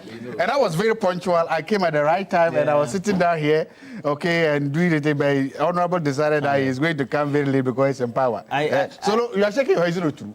I came here with you, and Thompson, and then he came now. So look, today is a long time you're wearing black. Yes. No. So I have a very nice shirt here made by me by a very brilliant, a designer. She's amazing, you know. So after this, you can go to my Facebook. Don't mention the name, saying. Their name is Bellish Stitches. Bellish Stitches. Amazing. Last week they did a very nice one. This week too, they've done this very nice one. No, we have to help Ghanaian businesses grow. It's very important, right? Yes, help them grow. Belly Stitches, they are very amazing. They do nice ones. They make me look good and best. And I hope if you want, contact them on social media, and they'll do your nice things for you. Exactly. Even opposition, you are looking good. Roland says he's going to do one for them, okay? And they'll do one for Solomon too. Belly Stitches. Belly Stitches. They are really nice. President of the Common Sense Family, Director Communication, UP. How are you? I'm good, and let me say that I think 3 or 4 days ago, the president was in the UK and said that the chiefs were also part of the problem in terms of flooding. But let me here single out one chief in the Greater Accra region who is doing marvelously well. Contrary to the assertion that some chiefs are selling their lands indiscriminately, I think Nidanso, the chief of Dansoman, I have taken it upon myself to be investigating chiefs who are selling lands indiscriminately in the Greater Accra region. And I happen to have been to the Dansoman area, and I looked at the work that Nidanso is doing, and it's amazing. And I believe that his traditional area must give him all the needed support to be able to regularize the lands and his planning. So Nidanso, wherever you may be, good morning to you and your subjects. You are doing an amazing job that all other chiefs in the region must emulate. All right. Ideally, I should be starting from Lawyer Bediakum, but the MPP had clamored for Sedina Tamaklo to be brought in. Indeed, the whole process for her extradition started back in July 2024. And Mr. Thompson, you say that that's a good step. That is a good step. Where is she now? She's in Ghana. Where? In Ghana. That's what I want to know. Where in Ghana? We all are assuming that she's in Ghana. Where in Ghana? What's your point? You all are assuming that she's down. Where? We're in this country when Kelby Taylor was brought down and he was staying in the vice president's villa, being guarded by security and everything. So anything could happen. So we need to know. You haven't produced evidence to that. Every day you keep saying that. We need to know. We need to know what is going on. Fine, they've brought a good move. So far, so good. But the truth is that, what next? I saw all over social media, including their own person, Franklin Kujo, stating that they shouldn't go and file an only prosecute or go and file something and tell them that, now the charges have been dropped because it was fake and false and everything. Let's hope it doesn't happen. Because we all want to see the good and the good for everything. And this morning, sitting in the car too, I was hearing that they said now the Attorney General is not going to do a radio advert, but he's flying to the US to go and negotiate for Ken, which is a far better offer than coming to sit on air and announcing that this person has caused criminality in the country and that, which is the modus operandi of himself. Now we are seeing that maybe he's going to negotiate and do something good for the country. So, Akwaba said, we want to know where she is actually. Which of the prisons? Well, is it in Sawam? Is it, what do you call it? The one in Central Region? Ankafo. No. Ankafo prisons. Yeah. Ankafo prisons, or which one? We want to know where she is. Maybe we'll visit her and give her some lunch. She needs it. How does all this, again, paint the picture of Ghana's commitment to make sure that if you commit a crime, irrespective of who you are, you'll come and serve your sentence if judgment is given? You see, I wanted to quickly, because last time on the air, I listed some of the things that she was accused of doing. I wish I could get it immediately. You know, various charges. It wasn't only one, it wasn't two. It was, I think, about 3 or 4. Yeah. One was the fire victims' money she spent. The other was some refund that someone gave and she spent. In fact, she misappropriated some money, I think a total of 170, but she misappropriated some. And there was a third charge. I'll try and get it to us. Maybe the others are doing this thing. But it tells us straight away that, you know, I always say that whether you like it or not, once you do something wrong, it will always catch up with you. I mean, look at what has gone on. Her name being called here and there. And you know, especially in Ghana, this is not really something that they usually put women to, doing that. They believe that when you give them positions, they really manage their place very well. So everybody was expecting something better than what has happened. But it's happened. So what's the way forward? The way forward is to make sure that we don't get people repeating such offenses or such misconduct as we are seeing today. And people should take a cue from that, yes. One was the Adria microfinance incident. She embezzled 500,000, originally disbursed as a loan to a microfinance company for vulnerable entrepreneurs. The second one was the countermand to fire victims. Out of the 1.4 million meant to support the market victims of a fire inferno, she misappropriated a large portion, disbursing only 579,800 Ghana cedis.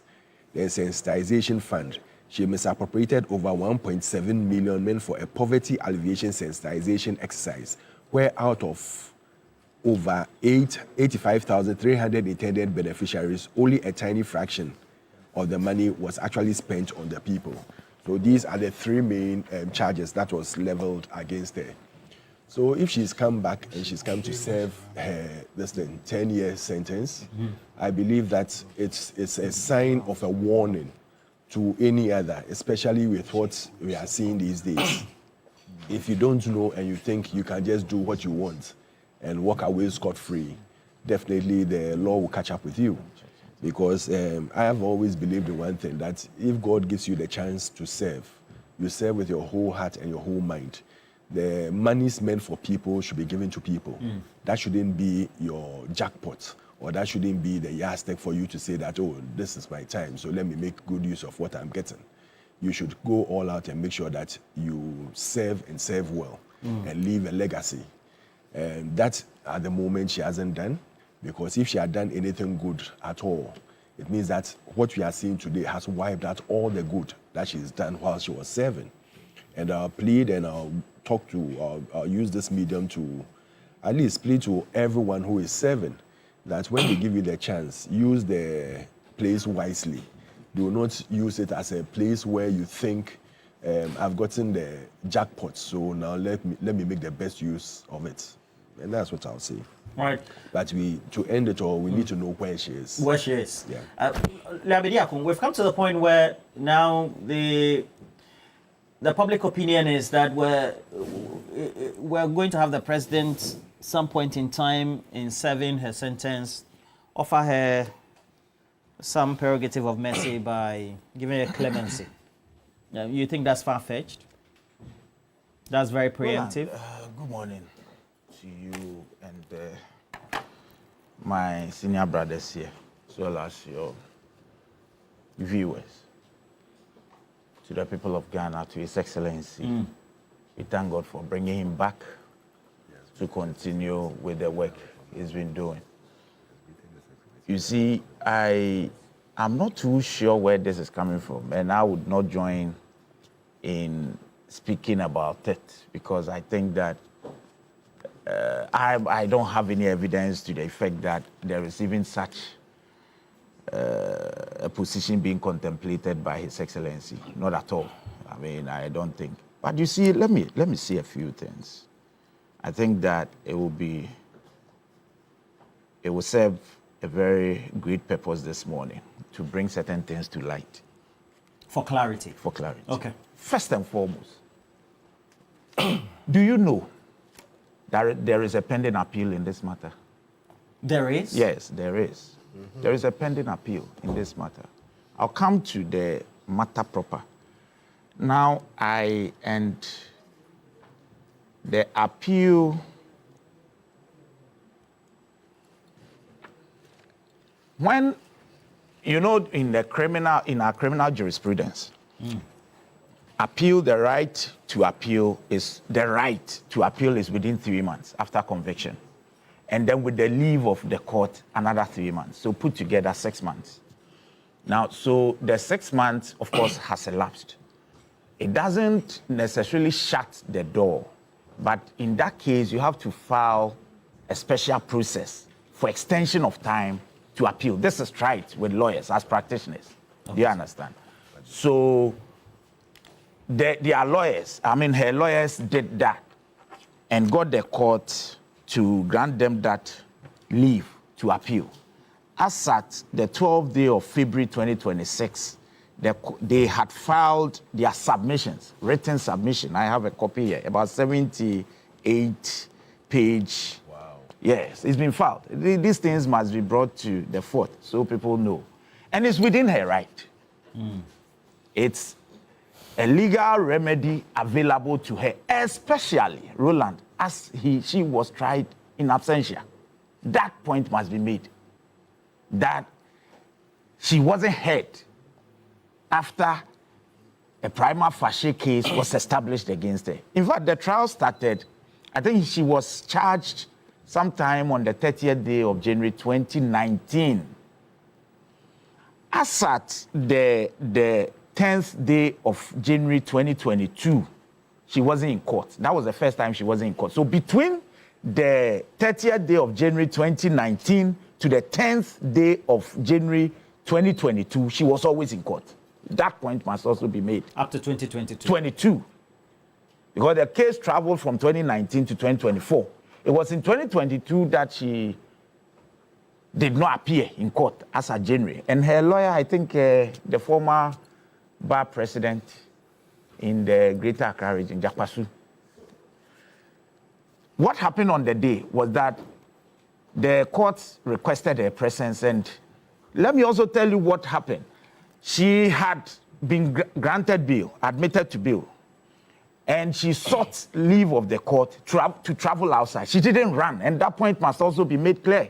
For medical? For medical, you know all this. And we have to put the matters in the proper perspective. So she went on this medical, the court granted that leave, and she left.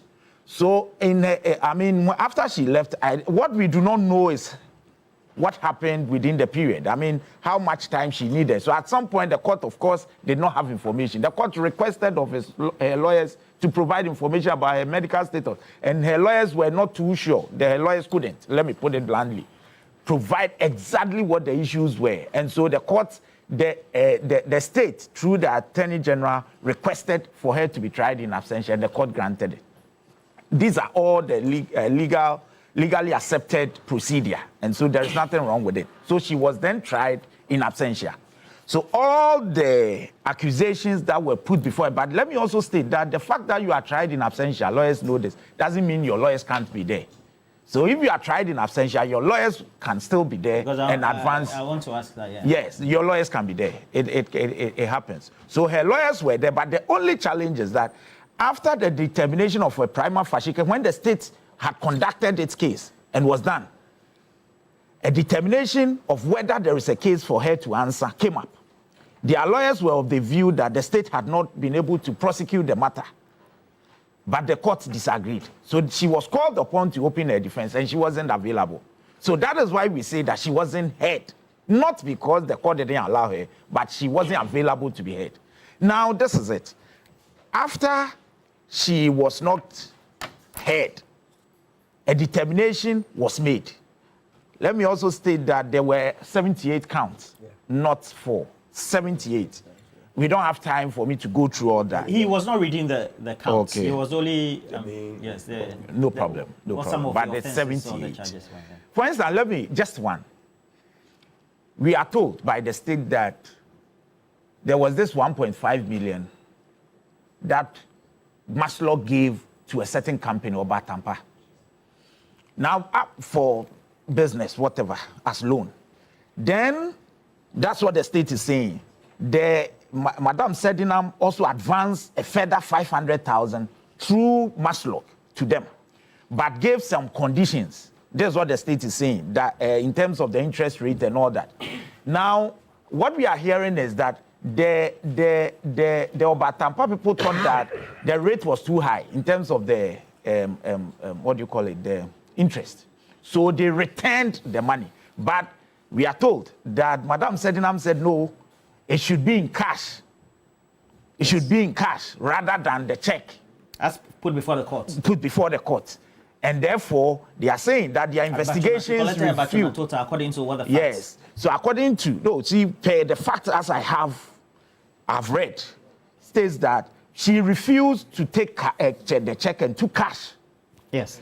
They are saying that their investigations prove that 500,000 was never reflected in the accounts of Maslow. So that is what they conclude, that on the basis of that, she took the cash. That's stealing, if it happened.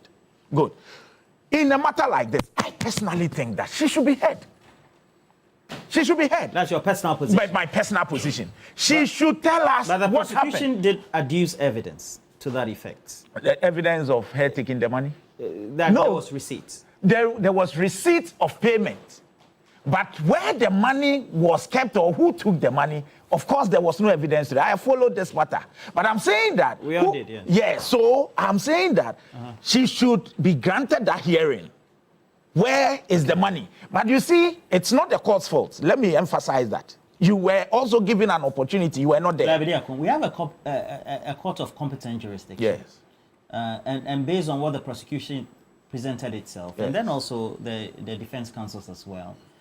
The defense counsel, let me help you. The defense counsel only cross-examined. They didn't put across the case of Sedinam. They couldn't have, because it's a criminal matter. She should be heard. They couldn't have. It's not a civil matter. Let's educate our viewers.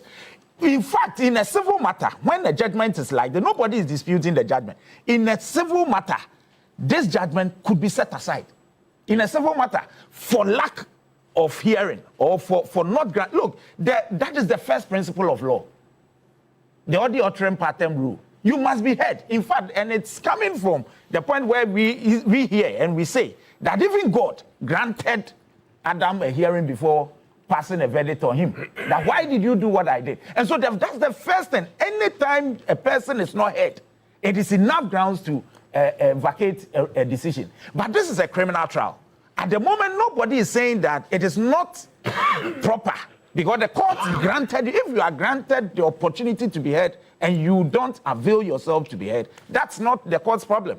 But I'm saying that is what they filed an appeal, and they've raised issues. If you read the what do you call it, the submissions, you would understand what the lawyers are seeking to raise. I'm not too sure where they've got into now, but that's at February they filed their submissions. For me, it is a proper conviction. Nobody is saying that it's not a proper conviction. But she also has a lot of rights under the law to explore. If she decides to explore those rights, nobody should have issues with her. So you're laying the issues bare? Bare. That is so what she should go ahead, serve the sentence, but of course, she also as has we speak, he asked her whereabouts. Okay. Where is she? She is with the police now. The spokesperson for the government has stated categorically that the police has taken custody of her and preparing her for the prison facility. She will surely be there. As a government, we do not look. Is there any evidence that, yes, the former government started the extradition process? Did we in any way encumber it? We never came to say that no, because he was an appointee of President Mahama, we are seeking to hold the process. The process went on. She's been brought. The president's spokesperson or the minister for communication has stated categorically that we got him. He's with us. She's with us. We are preparing her to serve her sentence. What she does beyond what the government would do, as in putting her to in prison. What she does is her personal right, and nobody can also take that away from her. If she goes through the process, of course, why? A court granted the state's plea for Mr. Dr. Atuforsen, if you remember, for him to open his defense in that case. He went on appeal, and the Court of Appeal quashed that decision. The same judge, her ladyship, Fiabutri. So we are saying that there is nothing wrong with her exploring the rights under the law. But the state at the moment has a conviction, and we have to follow through to make sure she serves her sentence. And this is what we are doing. The state will never shield her. Let me emphasize. For any reason, she has to serve her sentence. If a higher court vacates this decision, that's her to her advantage, and nobody can begrudge her. But at the moment, she is a convict. She has to serve her sentence, and that's exactly what the state is doing. Dr. Zato, you say that the commitment of the states, and hearing because the extradition process started in July 2024 and subsequently continued by the Office of the Attorney General currently in the Mahama administration, you could say that there's overall commitment to this. That if you commit a crime, we've had a judgment pass, you're supposed to serve this sentence, and you're not available, it's an absentia, but there's an extradition appeal to the US, and that has been met. It also means that it shows a certain commitment, is that not it? Well, thank you, and good morning. And I must say, I enjoyed listening to the lawyer. He's done an excellent job of what we call spin. Spinning. The In lawyer fact, has spinned. the tag is a spin doctor. He has spinned this thing so nicely that I'm impressed. The reason is that he's spinning in such a way to prepare grounds, to prepare our minds for whatever might happen. Why do you say that that component of a submission is, so to speak, propaganda or spinning? I didn't say propaganda, I said spinning. I'll tell you, I'm saying that it's spin, excellent spin. He's telling you that this woman could literally walk tomorrow. Yeah. And then when he does, hide behind the laws of this country. He's telling you that this woman could be given, look, whatever happens to her, if you see her on your streets tomorrow, if you see her at a party tomorrow, whatever you see her, the lawyer has made a case that it's all legal. It's all just. It's all I don't good. understand. You said that he's. I'm saying that is a spin he's giving. That's a spin. He's laid a good table. Very good, very fertile ground for that case. He's preparing our minds that don't be shocked if tomorrow you go to a birthday party and see Said Natamaklo there. Don't be shocked tomorrow if you see Said Natamaklo at a party saying a Yezu Eyeza. Don't be surprised because he's telling you that these are the issues that can happen, and that is what I'm scared. I'm not the only one scared about it. Manasseh Azura would is scared about it. What's his name? Bentel, not Bentel, the other one. Imani Kujo. Franklin Kujo is scared about it. All rational thinking Ghanaians are scared about this. They are scared about it because they're asking themselves a question. What exactly is going to happen? And they're also asking because they do not have a lot of faith in the current Attorney General. Wow. And I will tell you why. Because they mentioned it. Franklin Kujo actually said, dear AG... Don't quote Franklin, you. No. I'm letting my grounds. If you tell me. Actually ask the question. Actually ask the Attorney General, dear AG, don't do this. Why does he think it is necessary for him to ask the Attorney General, don't do this? I will tell you why. But first of all, immediately before I do that, there's a question about foreign policy and national interest. The Americans have sent us Said Natamaklo. In exchange for what? I don't understand. In American national policy, they don't do anything just a favor. They don't do anything for free. Whatever foreign policy America is pursuing is to protect one thing alone, America's national interests. Thank you. They don't do things for free. There has to be an interest, a rational interest established for them when they are pursuing their national policy. What is it here? Watch this space. You will see it very soon.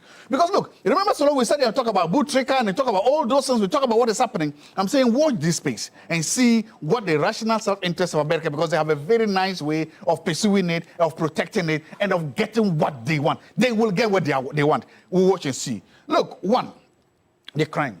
This was a woman who was in charge of protecting social services to vulnerable members of the society. Very vulnerable members of the society. She squandered the money. Now she's convicted. We can say she stole the money because the court says she did. She stole the money and she ran away with it. There are victims listed all over this country. There are victims littered all over this country based on what this woman has done. So whatever we are doing today, let's remember the victims. This was not a victimless crime. People's lives were shattered. People's business were shattered. People's dreams were shattered because of the greed and selfishness of this government employee. We must always remember those victims. Secondly, we must understand the regime. And that is why people are not celebrating. They are scared. One, imagine whether was it Godfrey Dame who prosecuted her. Imagine Godfrey Dame decided to also issue what is called a nolle prosequi in this case. Would we have been where we are today? I don't understand. If Godfrey Dame had issued a nolle prosequi, stop prosecuting this one, would we have been where we are today? You are telling me why the Imani guy and all this are scared? They are scared because of the nolle prosequas. They are scared because they are afraid that this Attorney General, with a penchant for nolle prosequas for members of the government, might do the same thing. They are scared because a conviction. But this is a judgment. This is a judgment. You just heard him talk about appeals and all of this. What's wrong with that? The Attorney General could say, okay, I'm not fighting the appeal. Okay. Can he say that? No, I'm just starting. The Attorney General could say that he will not follow up these appeals. So that is what people are scared about. You know what happened when Johnson Asiama's banking case, when they went to national prosecution? I want us to do the maths, add the numbers, the figures. If you add all the money, there's a trail, there's a history. There's a history. And that's what I'm saying. Beware of what Greeks bearing is. Last week I said the same Attorney General who has pursued the extradition process. So bring her here for false equivalency and equalization, only to do it. And I'm saying that. Watch, and that's what every Ghanaian is skeptical. Why should Ghanaians be skeptical when you've just scored this big political goal? We should be celebrating. Nobody is, because, and again, I said here, he has spanned the thing excellent to tell you the lay grounds that if you see her tomorrow on your streets walking about, don't be surprised. Hey, I said, and I welcome. Because nobody trusts that they can follow this, that this Attorney General has not demonstrated that. He has the fortitude and he has the ability to convict people of their own government. That is what they have demonstrated. In the case of Johnson Asiama Banking, Atufosun Richard Jakpa, Stephen Opuni, the City Prosecution and Thompson, Saglami Housing, Democratic Hub, all these cases, in all these instances, this Attorney General and this government has demonstrated to us that they do not have what it takes to convict and keep their own people in prison. That the only thing they can do is give them another prosecutor. Remember when we told that there was a 60-40 sharing for the money that was looted in the banking crisis? In fact, later on we've been told that the 40%, it didn't even come. I don't know whether we got our share. You and who got the state. The Attorney General has still not told us whether the former Minister of Finance, what was that guy's name? Whether he has paid back the money to us. The 60-40, did we get our money? Now, it is when you see these things happen, this daylight rewarding of political appointees, this daylight rewarding of your own people, then people then begin to say that maybe this is just for the optics. Maybe this is just for the show. Because the people in charge do not have a good track record of persecuting or prosecuting their own people to its logical conclusion. Zato, is it not true that she's well within her rights if, because she feels that she wasn't in country when the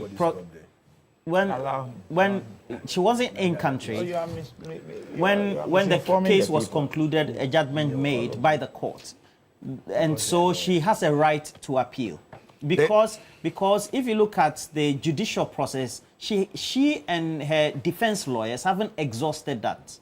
Now the Attorney General, granted, has followed through the extradition process. She's now in Ghana, and she has a right to appeal, if that right has to be granted. There's the politics and there's the law. You've just talked. My question is, which one? Is it the politics? No, there's the law. You've just talked the law. Yes, it's and I'm not talking about the law because I don't know the law. He knows the law. Why do you choose to ignore the law? Because I don't know the law. I don't know the law. I don't know the law. So I'm talking the politics that I know. The politics I know is that in the nolle prosequi decision is a political decision, not a legal decision. The politics that I'm talking about, no. The politics I'm talking about is that when the government came inside, based on what law did they free Johnson Asiama in the banking trial? What law? When this Attorney General came, based on what law did they in what office did they and what law did they proceed at Atufosa Richard Jakpa? What about Stephen Opunenko? It was a political decision to free them.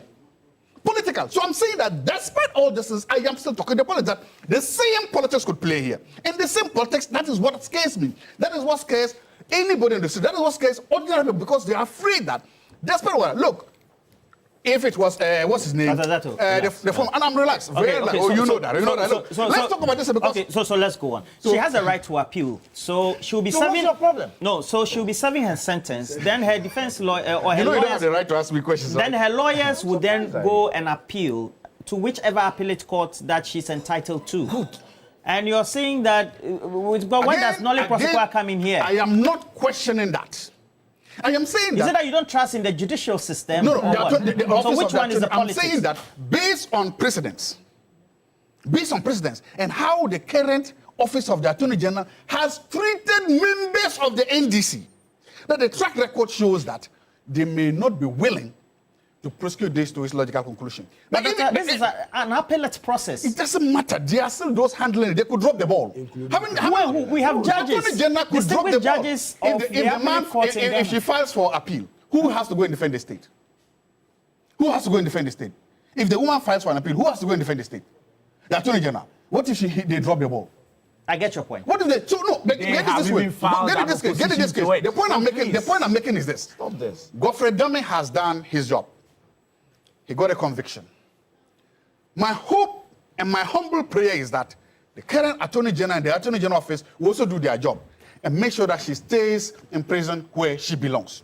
That if we don't do this, in fact, this is not even a low-hanging fruit. This is basically a ground-lying fruit. If we miss this, then we will have made nonsense of any idea, any attempt of fighting corruption and of prosecuting people. The government so far has not showed a good record of prosecuting people of their own. I hope they begin to see this, because this has already been done for them. It's cool job for them. They should do it. Well, he said that he's not looking at the judicial process, the politics of it. Well, it's rather unfortunate, but you see, I can understand where Zato is coming from, because, you know, I've been doing programs with him for a long time, so That's a history. I have a better appreciation of his disposition, and I can understand why this one is so furious, he's so angry, because he has been humbled by his own words that he uttered in the past. I mean, on the 21st of December, 2025. I happen to be on the same set with Zato, and here is Zato speaking. And let me quote him. Good. On your set, extradition of Ken Ofori-Atta. We were talking about Ken Ofori-Atta, but Zato decided on that occasion to just ignore Ken Ofori-Atta and went straight and said the United States must also reciprocate our collaboration by extraditing the former CEO of Maslok, said Namtamaklo, Zato. On TV3. On TV3. TV3 Newday. Yes, Joshua. I mean, let me read it for him. Today, I am quoting you. Thank you. You are allowed. So, Zato, on the 21st of December 2025, and we're discussing Ken Ofori-Atta. He decided to ignore Ken Ofori-Atta because Ken Ofori-Atta belongs to his political party, the New Patriotic Party, so he wasn't interested. And said that the United States must also reciprocate our collaboration by extraditing the former CEO of Maslok, said Namtamaklo, who has already been sentenced in absentia. Dr. Joshua Zato, political and policy analyst, University of Ghana. So, that's me. In all, with all intents and purposes, Zato never expected that said Namtamaklo would surface in this country called Ghana. So in his mind, together with the almost 90% of the members of the New Patriotic Party, that would have been equalization. You are pursuing Ken Ofori-Atta, yet said Namtamaklo is in the United States. So what moral grounds do you have in pursuing Ken Ofori-Atta? And he was damn sure that Sedna was not going to come to Ghana. I dare say this has rather dazed him and the New Patriotic Party. Why, you think they're afraid of something? And as a matter of fact, it advantages the ruling government. We would have cashed in on as a united party if this party or this government had failed to bring Sedna Namtamaklo to Ghana. So with that, they have checked the box. It will be out of our political campaign in 2020. And that is his difficulty. Other than that, you that was calling for her to be extradited back to Ghana, you must be the first person to thank the authorities before you even proceed into realms of conjecture. I mean, you had the benefit of a legal person sitting here walking you through the processes that indeed an appeal has been filed as far back as February. Remember, there were two people that were charged. Sedna and Daniel Azim. Azim already was incarcerated, spent almost 2 years in custody, and filed for an appeal. In fact, the appeal was filed 2025, but for strange reasons, it had to be brought in 2026, and so Azim has been granted bail pending appeal. But already has spent 2 years in custody. You understand? So once you had the benefit of that information, I wasn't too sure the direction that he was going, that he was going to be pardoned, she was going to be allowed to go to parties here and there. It hasn't come in. What we are dealing now is that a court of competent jurisdiction has sentenced her to 10 years of imprisonment. And the reason she has been brought back to this country, what the people of this country are expecting is that she goes to prison and serve a sentence. The other legal ramifications or legal opportunities available to her, if she decides to exercise it and the court agrees with her, who can? That's what Zato is saying. That's why the table he claims has been laid. But he is disappointed. He, together with the MPP, yesterday I saw their social media folks all going singing one song. She will be pardoned. She will be pardoned. The same people that were saying that Sedna has to come, are now saying that she will be pardoned. She will be pardoned. What sort of society are we building? It's for a reason. Which reason are you talking about? You don't know. You, as a political party that must be aiding in this country, getting Kenoforiata back. Sedna Tamaklo, what was her total exposure? Is it not 90 million? And I'm very happy that she's in this country. But what has Kenoforiata got to do with this? It's a very serious matter. I'm coming, I will get there. I will be the last person to support Sedna Tamaklo because between the period and the review 2013 to 2016, remember, one of the reasons why the government of the day then was unable to deal with our energy needs, was the fact that we didn't have money to be buying gas, to be powering our energy needs. Now, you had money sitting at Maslok that you could have even loaned some to your own government to power energy needs. You decided to pocket it. And I have checked the NDC's constitution, I have checked the MPP's constitution, I have checked the United Party's constitution. No provision provides for any appointee to go and steal state money. So if you decide to go and do that, there is a personal decision. And why must any political party take that responsibility of a personal nature? So she has to face the law. And answer to the people of this country why she decided to shortchange all of this. If you're going to look at the unemployment rate between 2013 and 2016, you would realize that it spiked among youth, the youth, when you could have given the monies to the youth to better their lots. Again, you remember the Kantamantu incident where victims were shortchanged. That was a callous attitude. But that said, we are talking about exposure of 90 million. In the case of Kenoforiata, how much are we talking about? Billions. And that is why when we were doing that, Rise for Ghana did their demonstration and some of us joined them. We told the United States of America embassy in Ghana that the United States of America must not allow their country to be used as a sanctuary for corrupt African officials, particularly from Ghana. I think they have heard it. They have brought Sedna. But the greatest achievement that will be allocated to the United States of America will be to bring Kenoforiata, because that is a big fish. And I'm very surprised that our brothers are not talking about Kenoforiata. We have SMA in the regions of 3 billion to deal with. We have the National Cathedral. We have the ambulance. We have the 52.2 billion. Remember, 52.2 billion got missing from your tax revenue.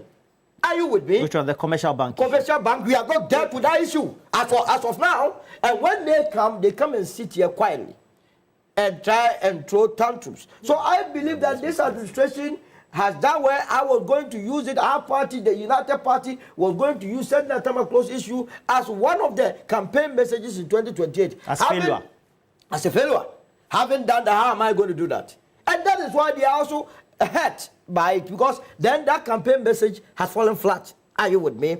So now the campaign message that we will be doing, the only campaign message will be linking the umbilical cord, the existence of the New Patriotic Party, to the coming of Kenoforiata. I have seen them. The coming of Kenoforiata. Absolutely. I have seen their political party go run petition either the diplomatic corps or the UN.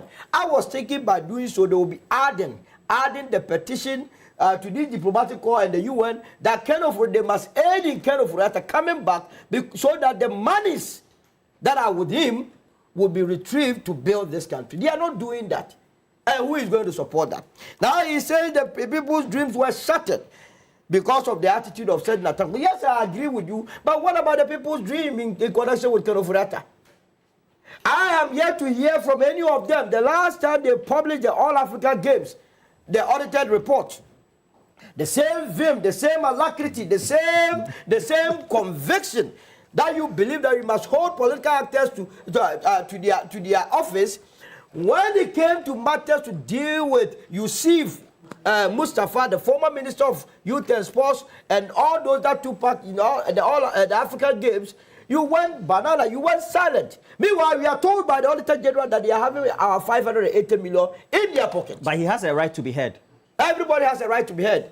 All those that are in Insawam, they started by having right to be heard. You will be heard by the end. When you are wrong, you are wrong. As for Sedina, the matter is closed. The chapter is closed. She decided to run away. She had the opportunity to face the court. Maybe she could have explained herself well, but for strange reasons, she decided, just like Kenofurata, and all of them, when they are running, they use the excuse of going to seek medical attention. Remember the Kenofurata's incidents? What did he tell us? He was going to Mayo Clinic. At the end, he was picked at a Kuzi apartment chilling.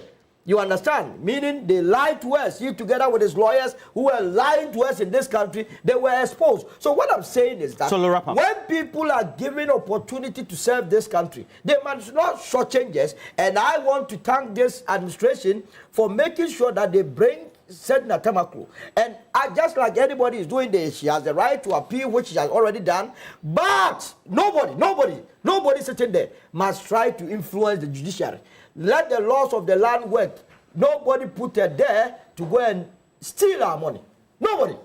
She was there she was supposed to serve us. If she decided to serve her own pocket, that is her own cup of tea. But we cannot be here being lectured by people whose political actors, members of their political party, are so ingrained in the issues of corruption that they are shielding them. How many times haven't you heard them, including here, Alfred, that they will not wish that Ken Ofurata comes to Ghana?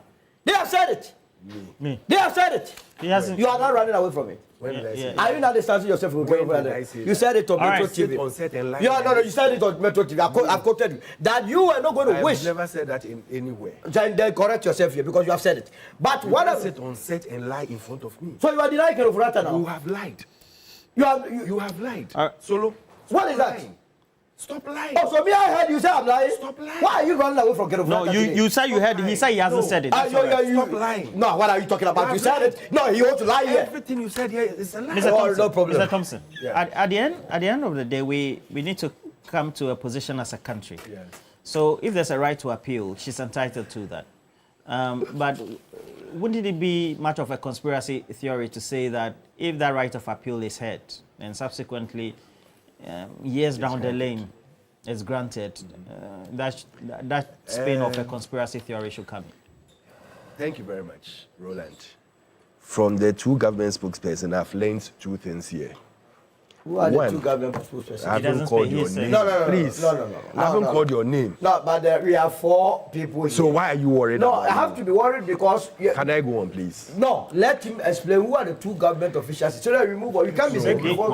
Thank you. He says that who are the two government officials? So now he shows you what to ask me. But you he's a panelist. His interest is also... Are you... No, why hasn't he asked me that? Why am I different? No, but what is wrong? When he came in, I told him that he says yes. So what did he tell me? So who are the two government? So can I go on, please? In February, when I finish my submission, you get to the two government spokespersons. You are lying. In February, you know, Sedinam, all that you want to say is that I'm lying. You said it, you're happy now.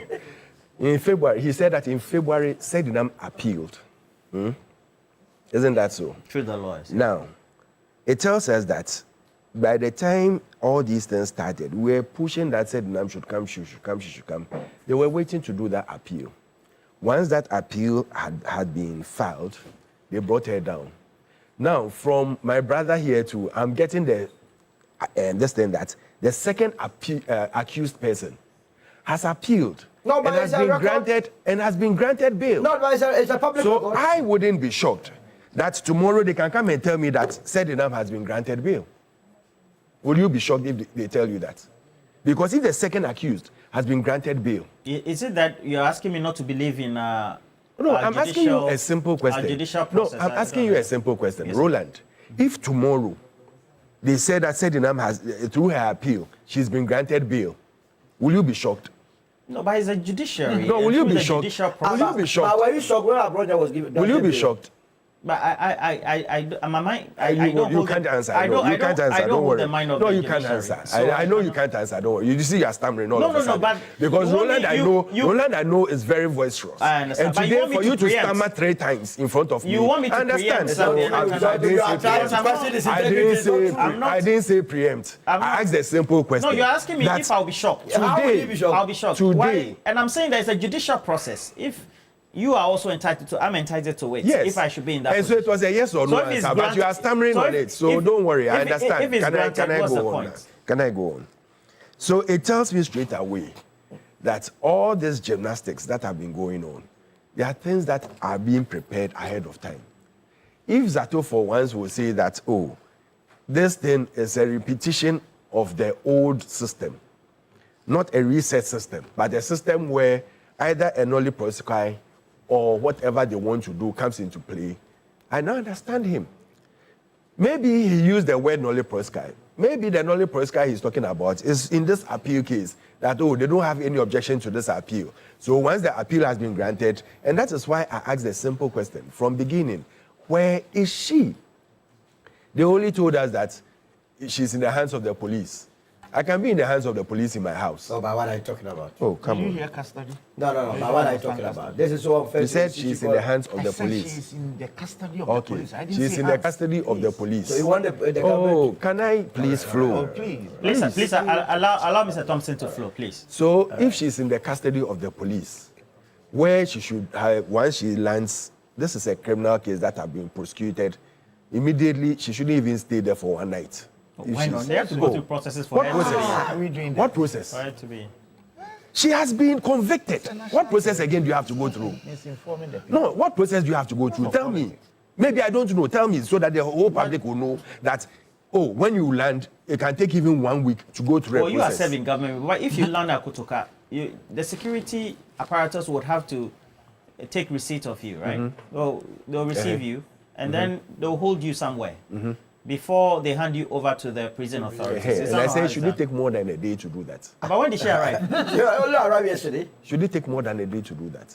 She arrived at 9:01. She's not even 24 hours. So you are talking about. When you get your time, you can. Solo, please. We should not sit here for her to, for him to be misleading the people of this country. No. But Solo today. That is not deserving of him. Last week he was doing that, but you today. All right. Last week I didn't do anything like that. Please withdraw. I did not do anything. Okay, I've withdrawn. Please. Thank you very much. So, if now they said, oh, she's in the custody of the police, these same people who they said black is white, and when they tell you that black is white, you should stampede it and make sure that everybody believes that black is white. I should believe them. He said they have 73 pages or over 70 pages of, what do you call it, an appeal. Oh, that's good. Nobody has spoken. So, if such a person has over 70 how many pages of appeal and has been filing this or has filed this appeal since February, the time she was being called to come in, the time they were chasing Ken, that Ken should come in. And today I realized that now this whole Sedinam thing has turned into a Ken Oforiatta issue by the opposing side. You realize that it's a game. It's a modus operandi of them. But you come and say this, I would defend by hitting on Ken. Let us go that tangent. But Mr. Thompson, is it not true that all the responses that had been coming from your side of the political divide had been that if you want Ken, bring Sedinam. And now Sedinam is here. Is it my duty to go and bring Ken? I'm asking, is it my duty to go and bring Ken? No, I'm only asking the question based on your response.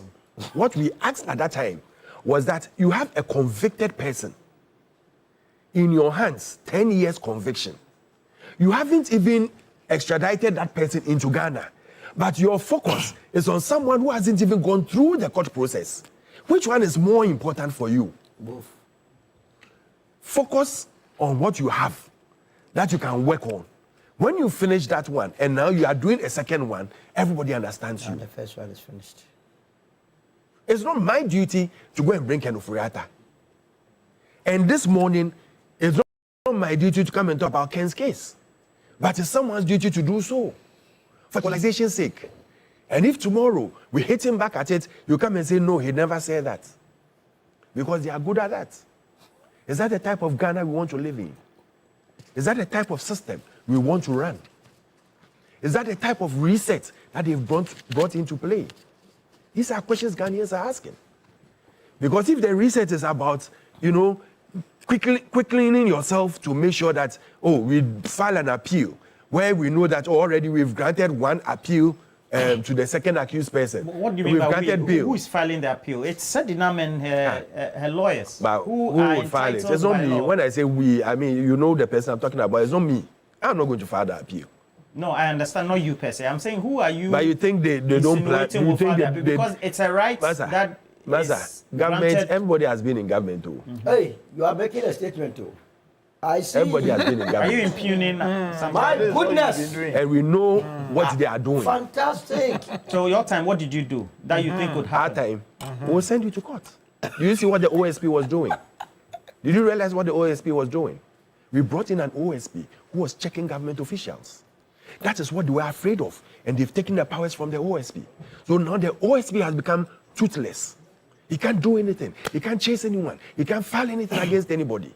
That is what is happening in government today. These are the same people who were preaching corruption here, corruption there, corruption everywhere. Look at them today. They are the same people. They are the same people who now sit in office and use their companies to get single source contracts for themselves. And so they are afraid that the OSP will go after them. That is the type of people we are dealing with. So when I said we've been in government before, we know what people can do. And so you always have to get someone who is checking you, someone who will make sure that your people are working and are doing the right thing and not doing things on their own. So if you people have gone, if Sedinam and the second accused person, in fact, the second accused person has gone to file and they've been able to grant him bail and he's come out of prison. And now Sedinam is doing the same thing. It's only for Ghanaians to judge what is going to happen tomorrow. And I leave it for God and country. Ghanaians should be their own judge. And they should think so that next, in the 2028, they use it as a conscience. You see, we cannot be doing this to the people of Ghana.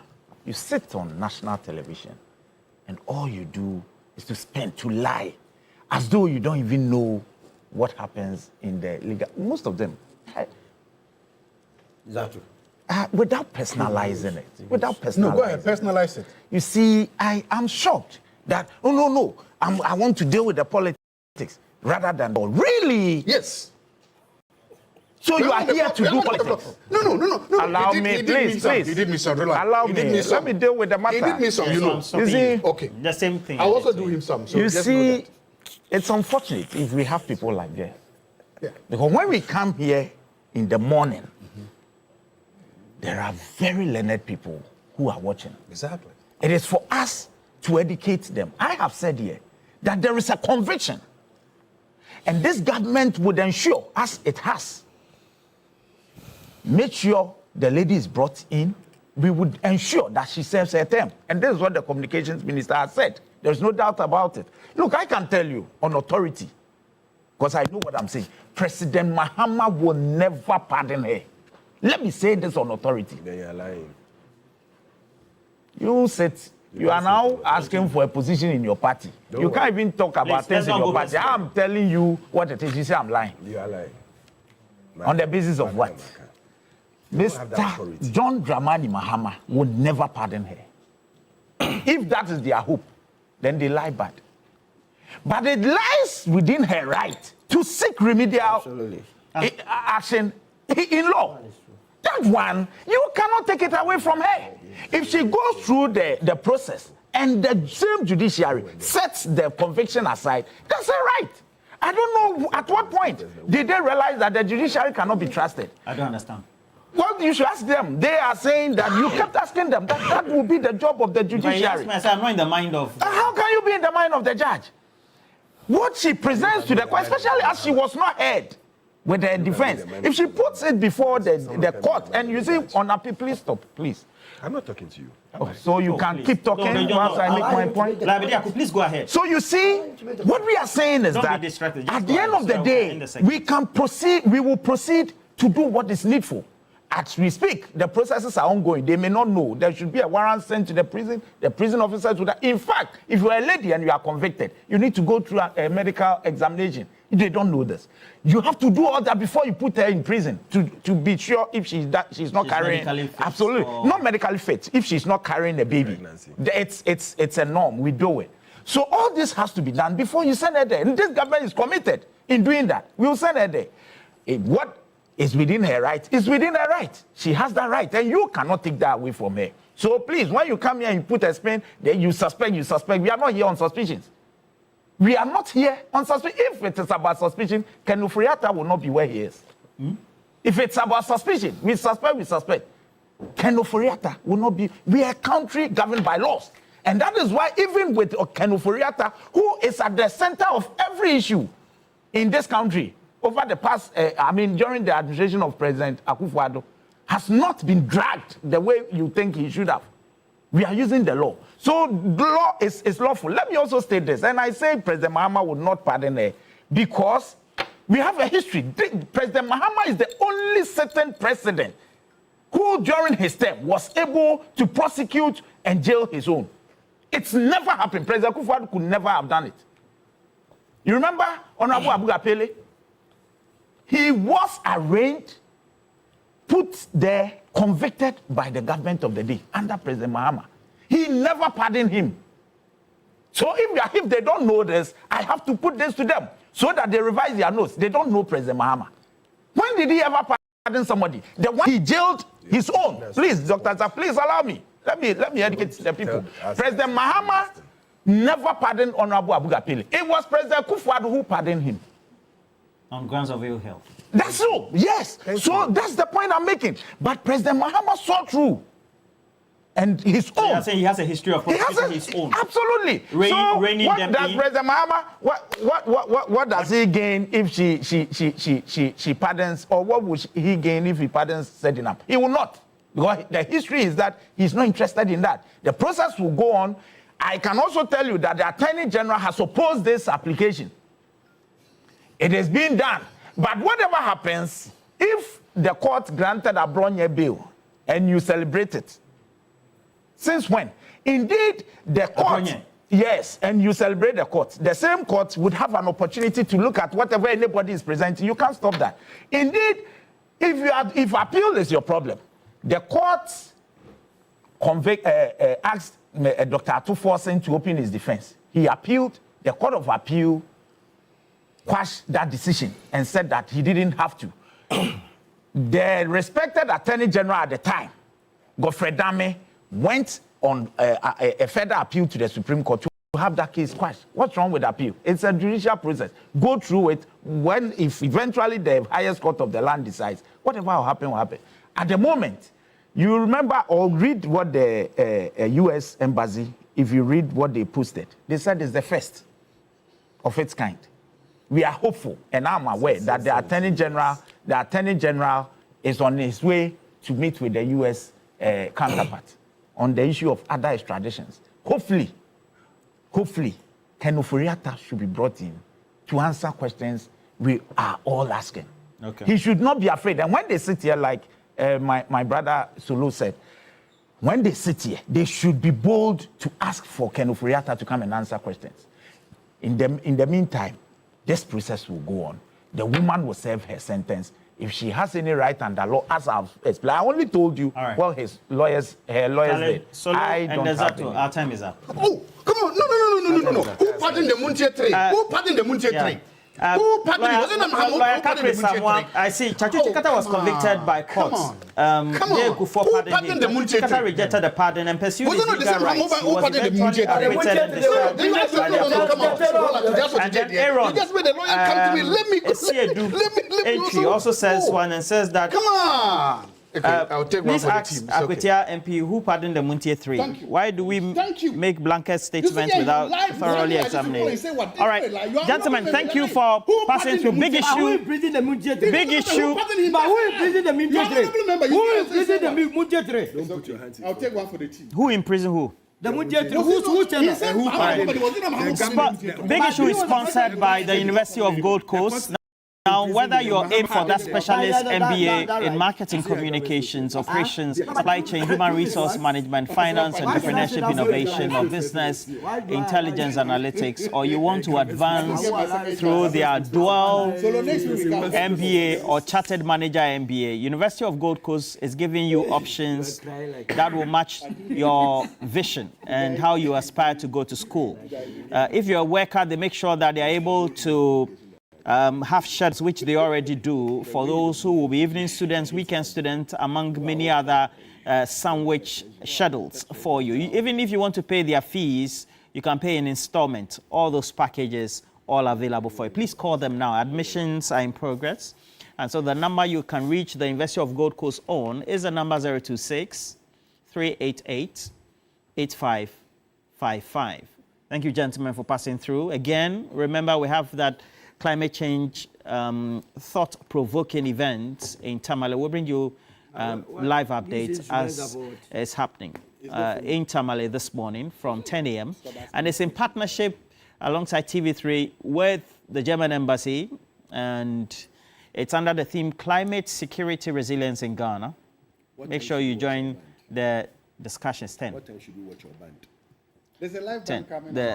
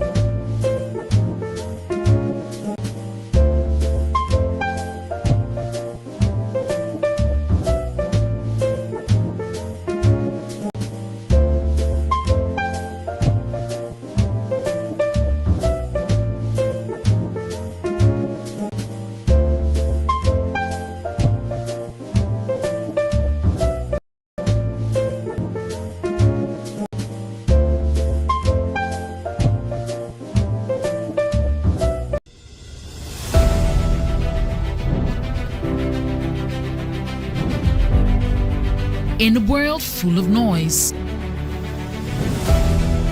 clarity matters. Stories shape us, ideas challenge us. An honest dialogue moves us forward. This is a space for depth, where voices are heard and perspectives matter. Conversations with Dr. Abnanya Kwasmeni, coming soon on TV3. TV3, first in news.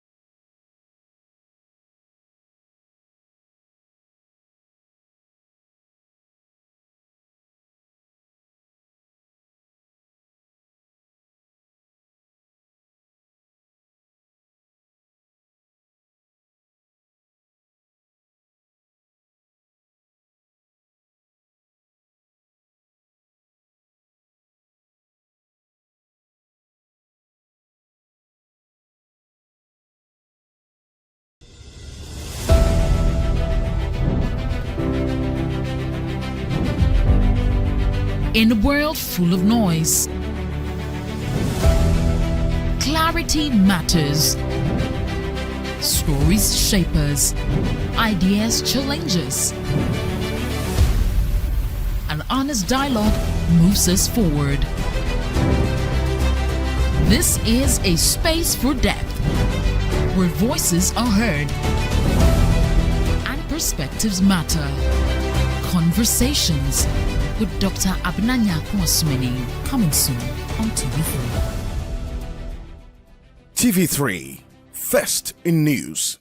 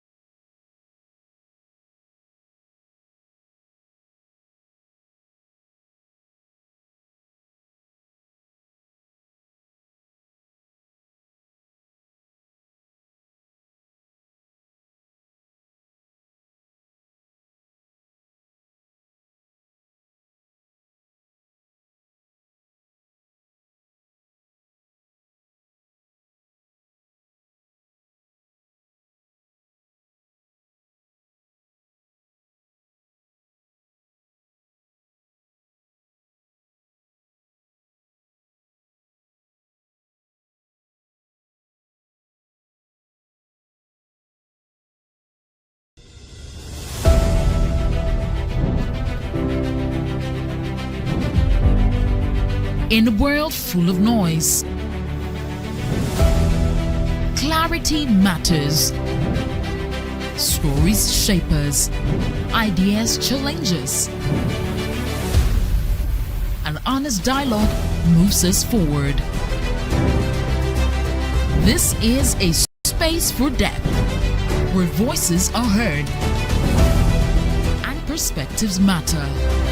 Conversations with Dr. Abnanya Kwasmini, coming soon on TV3. TV3, first in news.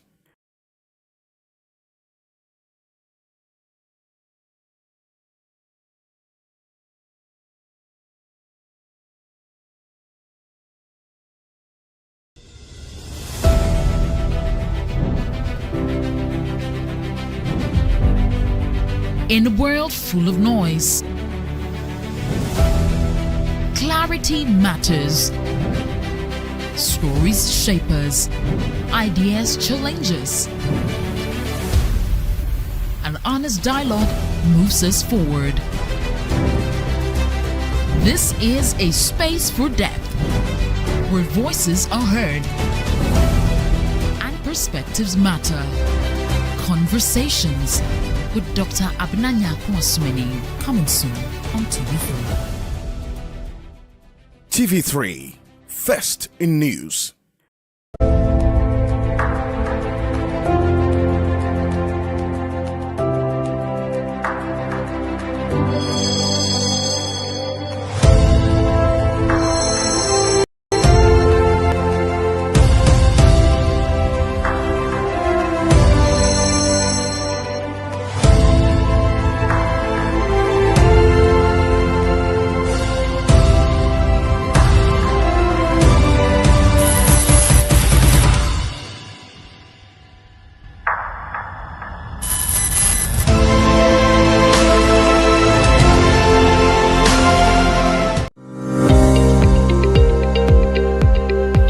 Around us is changing, not slowly, not quietly.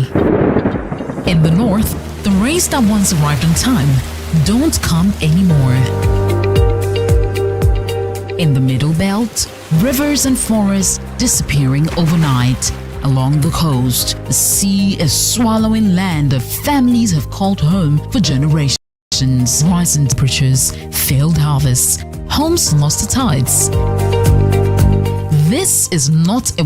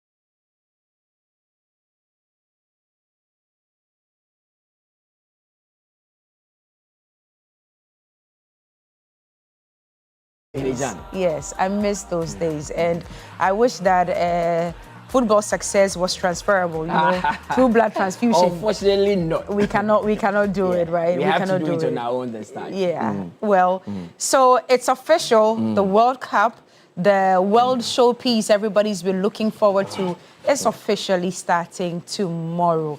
And today, right here at Media General, is a big day for all of us, especially from the desk of 3 Sports. And Mutala Yakubu is here to tell us about it. What are we doing this evening? Every 4 years it comes around. I know, right? The biggest football competition, not just football, the biggest sporting event in the world, where the best in the world gather to fight for supremacy. And officially, today, TV3, we are starting our coverage, even though it's starting tomorrow. It's starting at the end. Tonight, we have a big launch for you. We are known for it. Of course, and we have something hidden that we would want to surprise our viewers with. The list of panelists that we're going to have. Are you bringing Infantino here? I mean, wait, you get to see tonight between 8 p.m. to 10 p.m. the list of guests that we are bringing. I mean, they are the best when it comes to football. Some have been with the Black Stars, played to the highest level and all that. They would all be in here as we launch our World Cup today,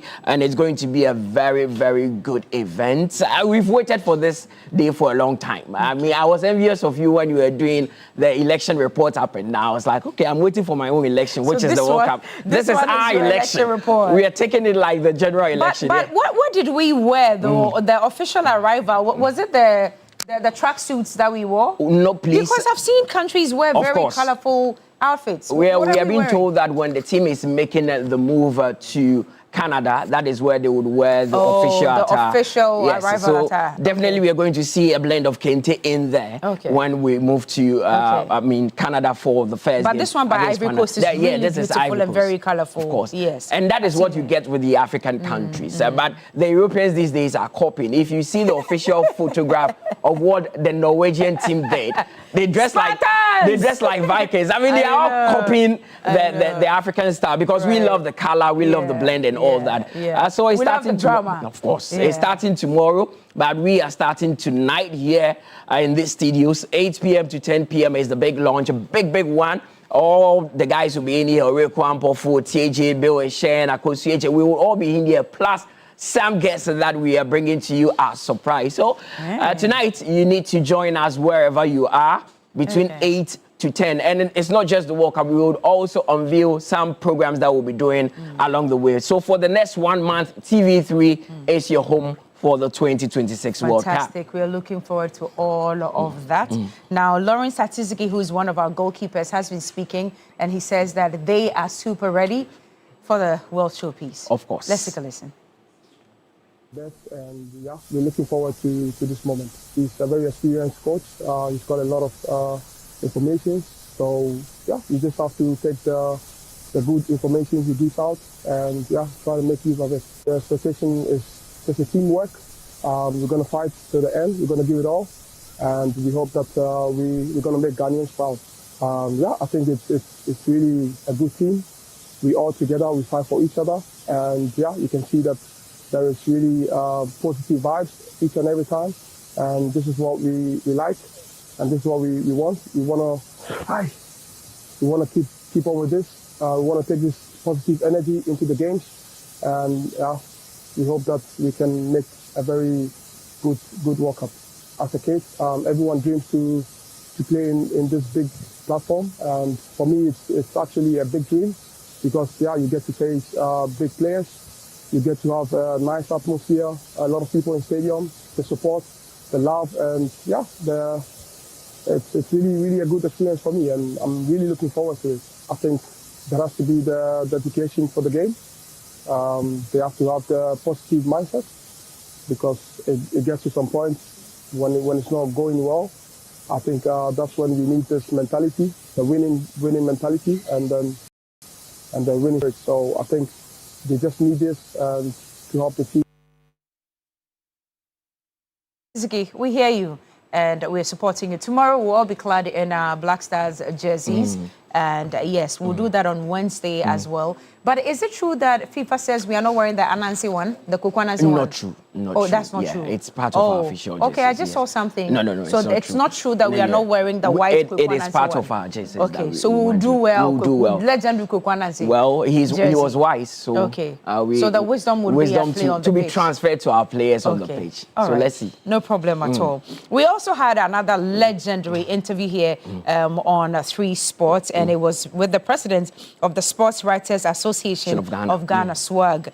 Kwabena Iwa, aka Oluwa. And he's been talking about the fact that we shouldn't just bag our hopes in Carlos Queiroz because with the World Cup, the quality of players you have also counts a lot. And he spoke to Michael Otieje. I was really, really surprised. I didn't know how people see coaches, whether they are magicians. I can't get it. You've always had this debate. I've always said, that is not to say coaches don't play a role. I mean, coaches play a role. There's no question about that. But I think we tend to exaggerate it. Yeah. So Carlos Queiroz comes, and what do?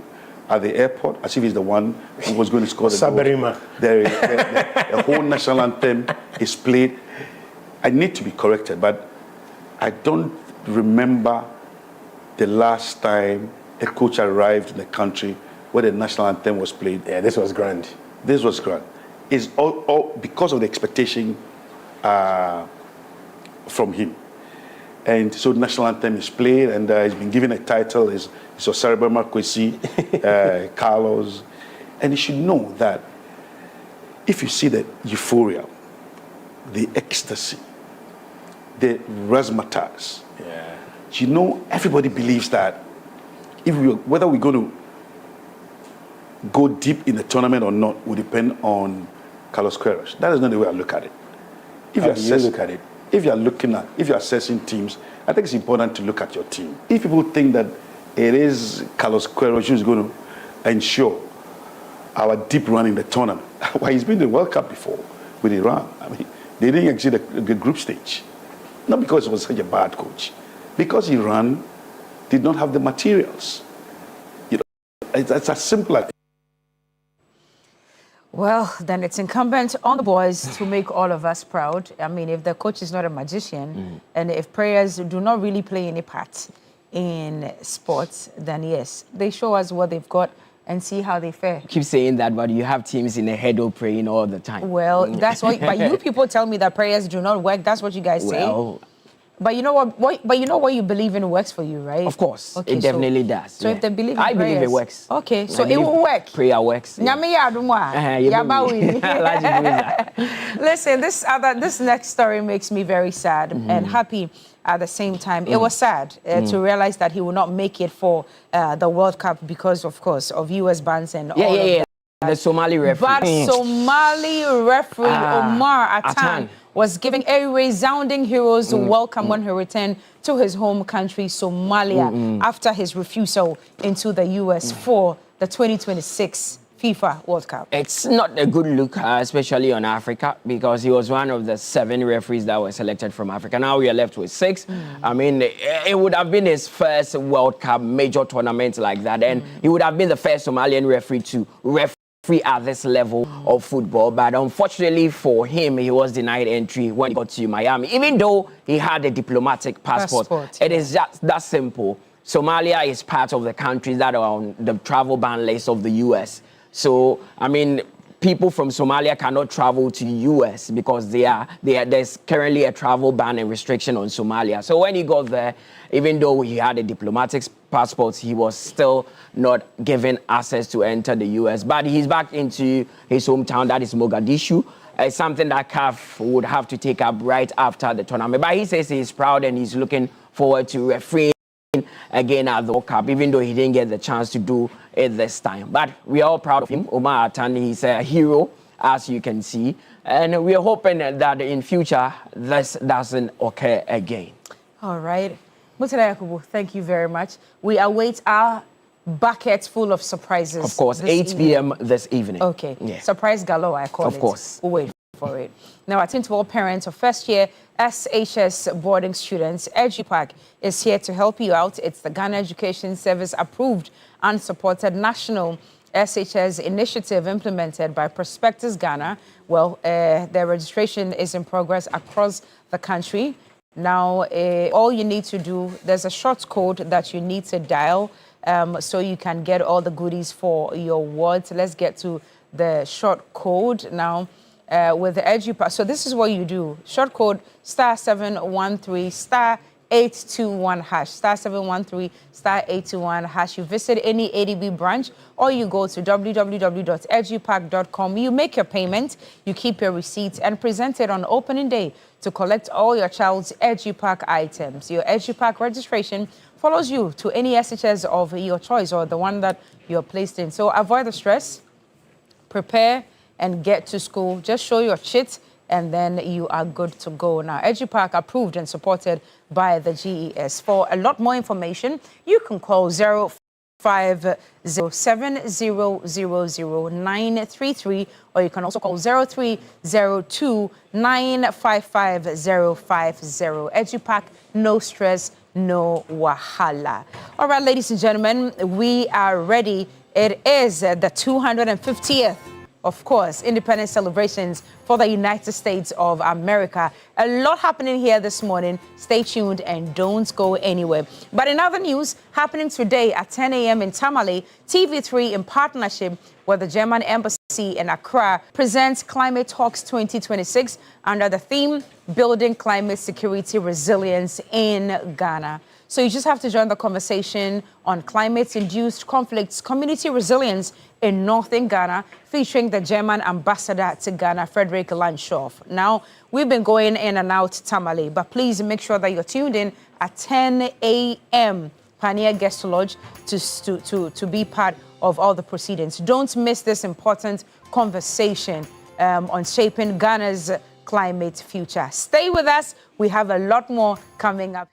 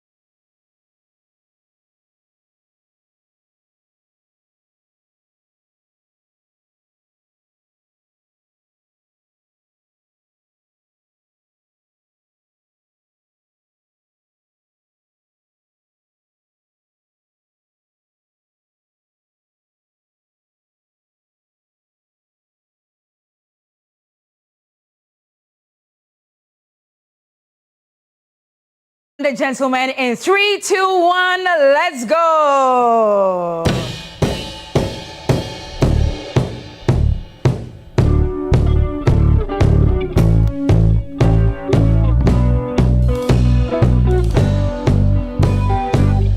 You're a good soldier, choosing your battles. Pick yourself up and dust yourself off, get back in the saddle.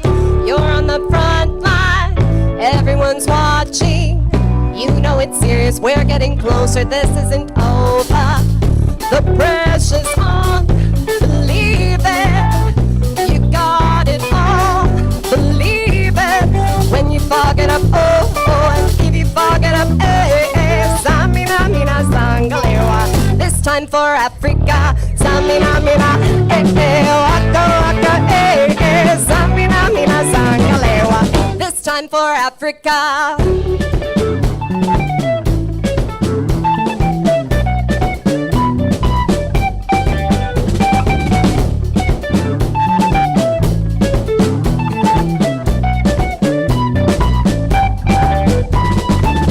Listen to your God, this is our motto. Your time to shine, don't wait in line, y vamos por todo. People are raising their expectations. Go on and feed it, this is your moment, no hesitation. Today's your day, I feel it. You paved the way, believe it. When you fog it up, oh, and if you fog it up, Samina, mina, sangalewa. This time for Africa, Samina, mina, waka, waka, Samina, mina, sangalewa. Anawa, ha, ha, Samina, mina, waka, waka, Samina, mina, sangalewa. This time for Africa, well, I'm a Johnny, a biggie, mama from A to Z. Party, so I'm a Johnny, a biggie, mama from east to west. Party, waka, waka, ma, waka, waka, ma, Party, say, Mati, fuye, cause this is Africa.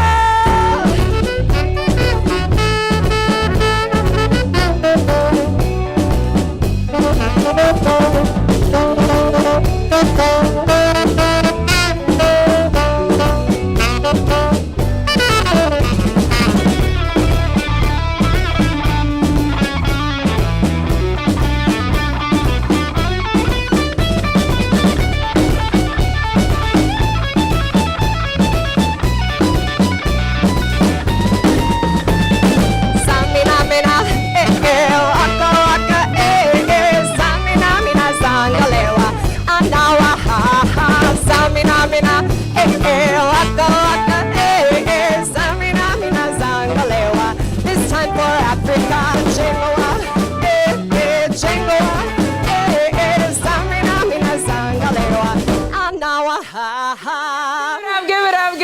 give it up. Now, if you're a little confused, no, this is not the opening ceremony of FIFA World Cup 2026. No, please don't be mistaken, even though it's part of what we are celebrating today. But this is the prelude, the celebration of Freedom 250, the independence of the great nation of the United States of America. And this morning in studio, we have with us the U.S. Navy Diplomats Band. They've been doing this for a very long time, traveling across the world, connecting the world and connecting cultures through melody, rhythm, and of course, passion. And to tell the rest of the world that sometimes the strongest message of diplomacy is a song everyone can dance to. And that's exactly what we are doing in studio this morning. But before we get into the celebration proper, Roland is on the other side to have a very meaningful conversation with the chargé d'affaires of the U.S. Embassy, Accra, Ghana, Rolf Olsen. Please, Roland, well, take fantastic, Kukite. Just reminded me when you went to the stadium of Philadelphia Eagles, you know, Philadelphia.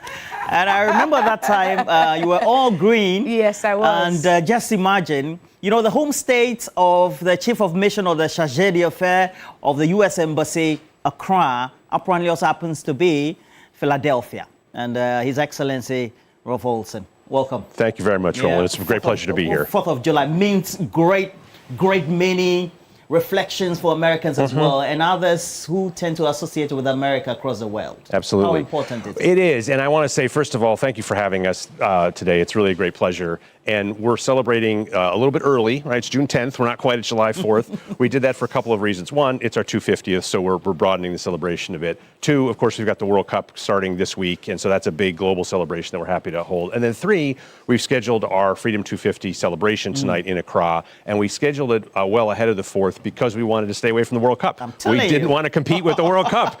The week of the 4th itself is the knockout stage, and you don't know who's going to play when, and so we can't plan a date then, so we're doing a little early. 250 means so much to us as Americans.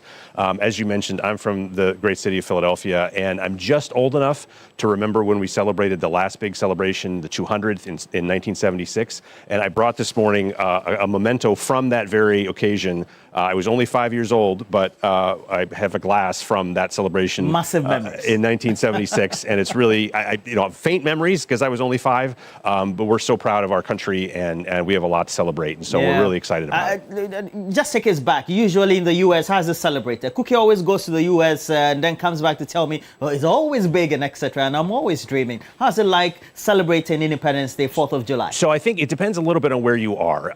We all, I think, fundamentally want to be with our friends, our family, celebrating, food, music, and then traditionally with fireworks at the end. Now that can be, I think that what the international attention tends to be on is on the bigger cities where there's the bigger fireworks displays. That's understandable. In Washington, where I've lived for a number of years, the Washington Monument is the base for where the fireworks are for the big celebration, and that's nationally broadcast. But even in small towns, I remember growing up, my parents are both from the Midwestern part of the U.S., and so we would often be there for the 4th of July, and they would have fireworks displays in a very small town. So that is a big part of our tradition, is fireworks at the end. But really, it's about community.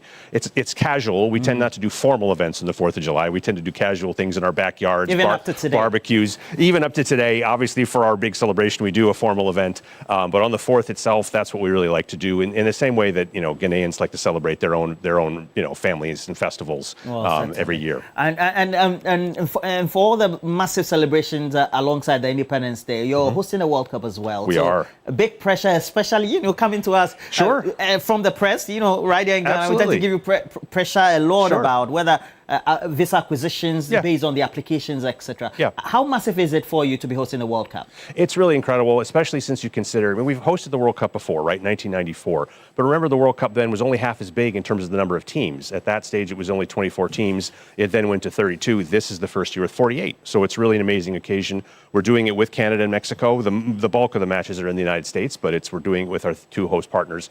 But we have cities that are accustomed to doing big events. Our American football Super Bowl is hosted every year, and that rotates around different cities. We've, of course, hosted the Olympics a number of times. We've hosted the World Cup in '94. And of course, we've also known for a long time that we were going to be hosting this. So there's a lot of preparation that's gone into it. Here in the embassy, we've been doing a lot of things. We've done a lot of programming about all of the 16 host cities. Ghana, of course, has 16 regions, and there's 16 host cities. So we're part of the Ghana Tourism Initiative's 16 by 16 initiative, and we'll be hosting 3 different watch parties over the course of the games.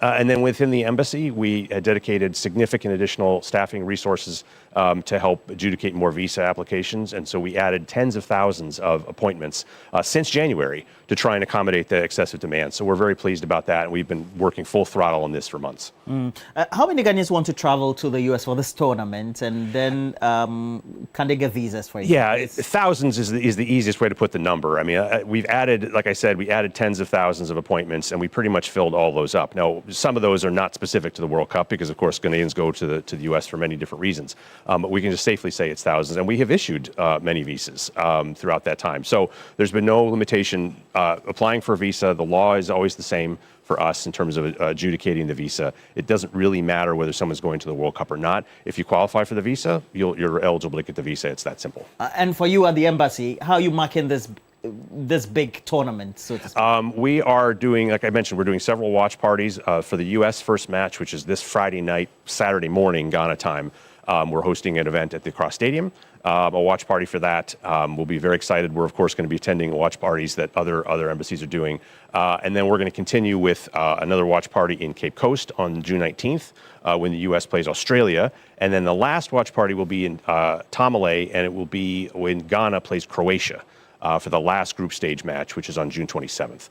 So we're really looking forward to those opportunities as the tournament finally gets underway. Well, you've answered this already, but again, just to reiterate the point, social media posts suggest the embassy is deliberately refusing visas to support. Is that true? No, not at all. Not at all. We're quite pleased to be able to send supporters from Ghana or any country to the United States to support their team. This has been a priority of President Trump from last year. He and Secretary Rubio emphasized to us, and they emphasized it publicly, the importance of giving people the opportunity to apply for visas. We've made those opportunities available, and we have issued many visas, and we are very confident that the stands are going to be full at all of Ghana's matches. Yeah, we've always had great relations, Absolutely. Ghana, the United States. Absolutely. How do, by way of measurement, our relationship measure now? Where do we stand? I mean, the relationship is terrific. I've had a wonderful relationship with the Mohammed administration since President Mohammed and his team took over last year. And I wouldn't necessarily characterize it as any significantly different. You know, Vice President Nixon came to the Independence Day celebrations in 1957. We had 3 consecutive U.S. presidents visit here between Clinton, Bush, and Obama. And so we continue to enjoy very fruitful relations at this time. You've been in Ghana close to 3 years. Yep. What are your impressions so far? Love this place. It's such an easy place to live in many ways. Wonderful people. And it's just great culture and great spirit. And I'm really thrilled to be here with Ghana taking part in the World Cup, because it's a special thing. I've been able to do that once, otherwise in my diplomatic career. Really looking forward to being able to be here and be here when the matches are going on. Oh, fantastic. And you brought alongside a great band. We brought a band. We thought there's nothing like having a U.S. military band for a U.S. Independence Day celebration. And so we started work on this last year. They are in very high demand, so they've got other commitments. But this is their first concert related to our Freedom 250 celebration, and we were really excited to be able to get them here to Ghana. They just arrived yesterday from Italy, where they're based, and they're going to play for you again today. Yeah, and Sherry Divine, with the diplomats, the U.S. Naval Forces Europe and Africa band is leading the vocals. So far, quite good as well. Yes. Waka Waka always, but there are many songs as well when it comes to the World Cup. But wish you all the best as you organize Thank this you very World much, Cup, and Logan. then also celebrating your Independence Day as well. Thank you. Greatly appreciate that. All right. And Cookie, we have to go on with the band and also get the celebrations ongoing. In the meantime, please, just in case you want to get an update of this, we're live, TV3 Ghana, that's where we're streaming. Make sure that you also are with us, and then let's get to know what you make about the 250th anniversary celebration of the United States independence, and then also they call it the 4th of July as well. And Cookie, are we ready?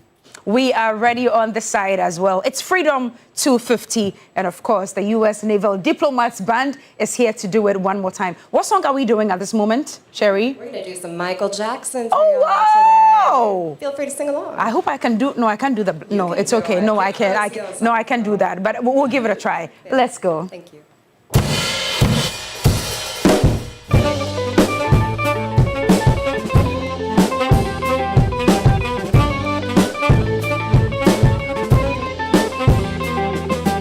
Looking out across the night time, the city rings a sleepless eye. Hear her voice, shake my window, sweet seducing sighs. Let me out into the night time, for walls won't hold me tonight. If this town is just an apple, let me take a bite. If they say why, tell them that it's human nature. Why does he do me that way? If they say why, tell them that it's human nature. Why does he do me that way? Reaching out to touch a stranger, electric eyes everywhere. See that boy, he knows I'm watching, he likes the way I stare. If they say why, tell them that it's human nature. Why does he do me that way? why? Tell him that it's human nature. Why does he do me that way? I like living this way. I like loving this way.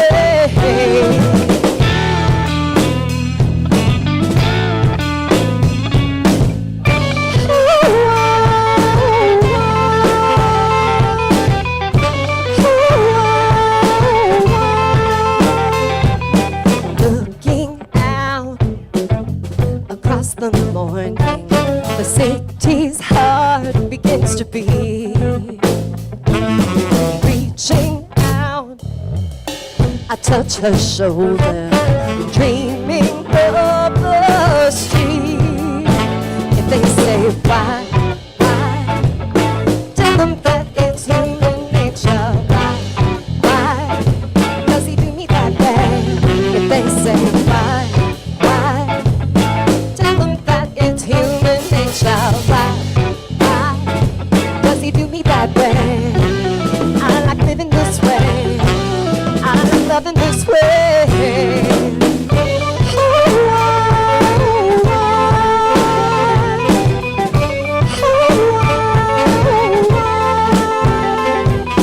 Why?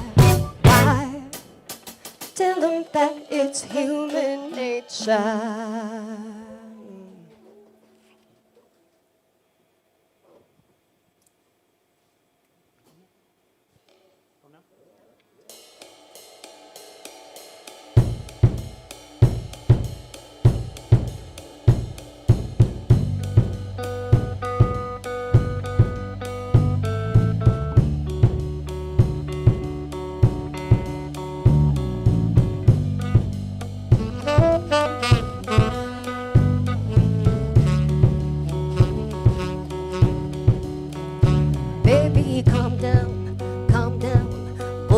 Body put my heart for lockdown, oh lockdown, oh lockdown.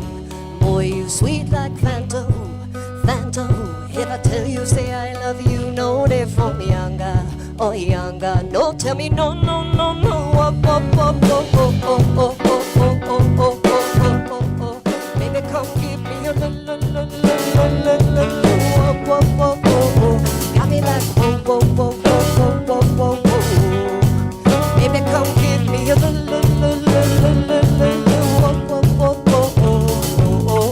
I see this fine boy on my party, he wear yellow. All the other boys doing too much, but this boy mellow. I need a situation to use to go and tell him hello. But finally I find a way to talk to the boy, but he won't no follow. Who you coming for? Oh, why you know I come for? Then I start to hold his hand, but he didn't give me that small one. I know, say he's happy past that one. I'm feeling insecure, cause his friends go, they come in like chewing gum, go, they come in like chewing gum, baby, calm down, boy, the shit body put my heart for lockdown, oh lockdown, oh lockdown. Boy, you sweet like Fanta, Fanta. If I tell you, say I love you, no, they call me younger. Oh, younger, no, tell me no, no, no, no. Oh, oh, oh, oh, oh, oh, oh, oh, oh, oh, oh, oh, oh, oh. Baby, come give me a lo, lo, lo, lo, lo, lo, lo, lo. Oh, oh, oh, oh, oh. I mean like oh, oh, oh, oh, oh, oh, oh, oh. Baby, come give me a lo, lo, lo, lo, lo, lo, lo. Oh, oh, oh, oh. As I reach my house, I say, make a rest my wall. As me, I wake up, hear my mind, oh, whoa. Day one, day two, oh, I can't focus. So me, when I call him, say what you think of. Got my hand on your heart now, I can feel it race. If I leave, then you say, you'll never love again. Wanna give you it all, but can't promise I'll stay. And that's a risk you take. Show me you can calm down, calm down. Boy, the shit body put my heart for lockdown, oh lockdown, oh lockdown. Boy, you sweet like Phantom, Phantom. If I tell you, say I love you, no, they're from younger, oh younger. When I'm with you, I can't say no, no, no, no, oh, oh. Baby, come give me a la la la la la la la la. Whoa, whoa, whoa, whoa, whoa. Got me like whoa, whoa, whoa, whoa, whoa, whoa, whoa, whoa. Baby, come give me a la la la la la la la la. Whoa, whoa, whoa, whoa,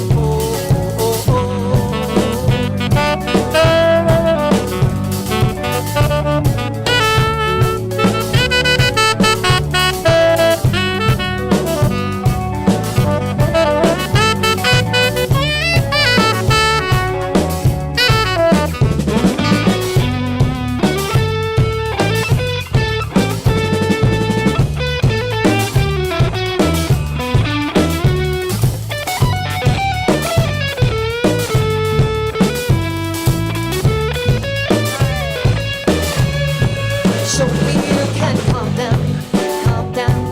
Oh, the shibari put my heart on lockdown, on lockdown, on lockdown. Oh, you sweet like mango, mango. If I tell you, say I love you, know they for me younger, oh younger. When I'm with you, I can't say no, no, no, no, no, no, no, no, no, no, no, no, no, no, no. Baby, come give me a la la la la la la la la. Whoa, whoa, whoa, whoa. Got me like whoa, whoa, whoa, whoa, whoa, whoa, whoa, whoa. Baby, come give me a la la la la la la la. Whoa, whoa, whoa, whoa, whoa, whoa.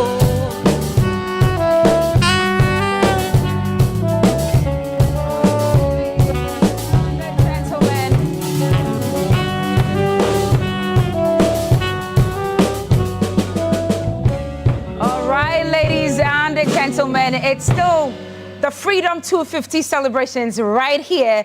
US of A is here with us at Media General, of course. Your Excellency, thank you for joining us upstage. Absolutely. I'm about to engage you in a little dance battle. Ooh. Have you heard of the Kakalika dance? I have not. You haven't? I don't believe so, no. Okay, we'll teach you how to do the Kakalika dance. Okay. Because that's the dance that Ghana is going into the World Cup with. Okay. So pretty simple, very easy. Okay, so we'll get the song on standby. Whilst Sherry would introduce the 5-member band we have in studio with us. Because I was given a long list, but it's just 5 of you here today. Sherry Divine, That's you right, are the leader of the band. Thank you so much. Yeah. Over here on saxophone, yeah, we have musician second class, John Wardlaw, yes, from Texas. Okay. That's right. Back over here, we have Mercer Smith, musician first class, right? Also from Texas. Yep. Back here from Indiana, we have Sergeant Logan Fox. He's our Marine. That's right. Keeping us straight over here with the beat. And over here is the one, the only musician first class, Mike DeLorean. That's right, from Michigan. That's right. And I'm musician third class, Sherry Divine. Thank you very much, from Texas. And I am presenter first class here at Media General TV3 Newday, ladies and gentlemen.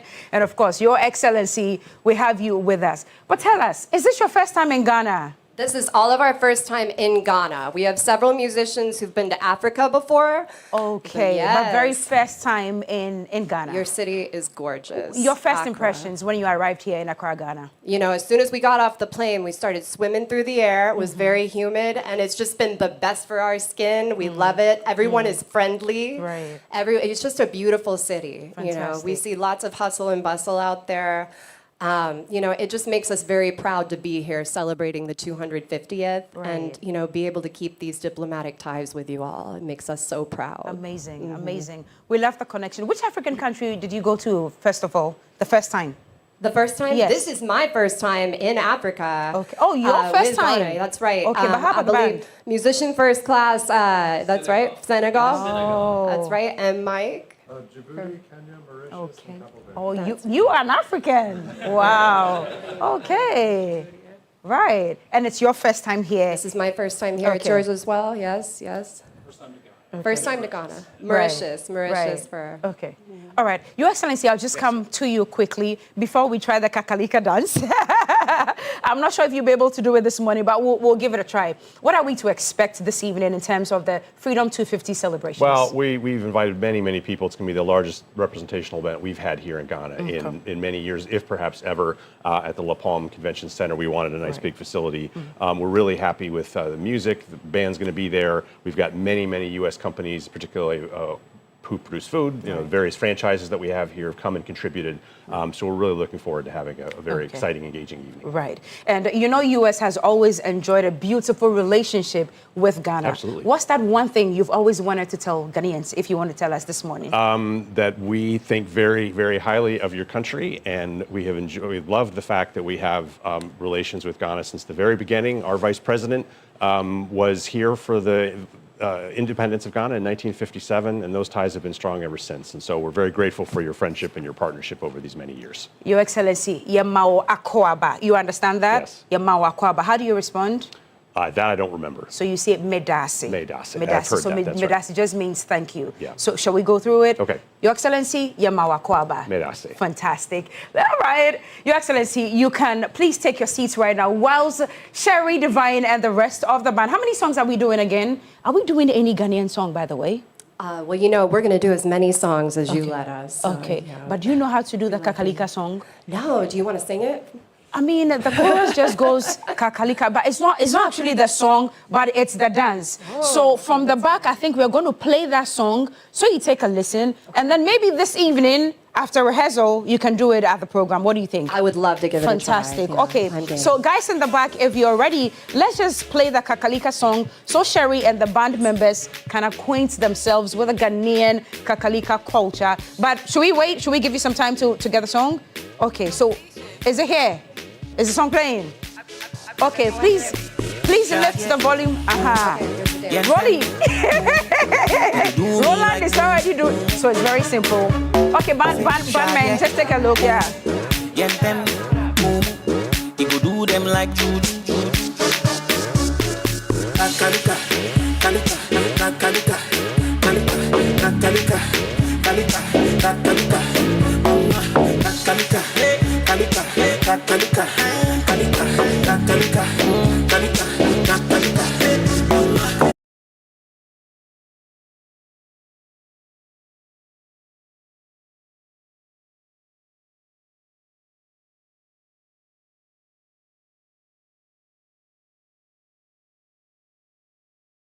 Take a critical listen to the song, rehearse it during the day, and then this evening at the embassy or at the event, we can play it and do the kakalika dance. Are we good with that? You said it. You said it, boss. You Then got let's it. continue with the rest of the songs that you have this morning, Sherry.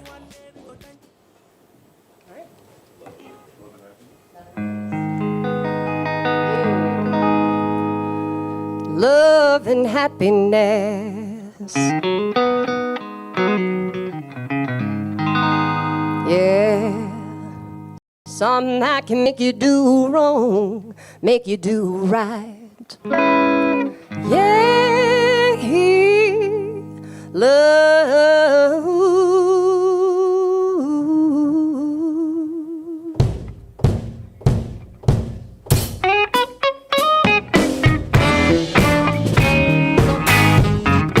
Love and happiness. Wait a minute, something going wrong.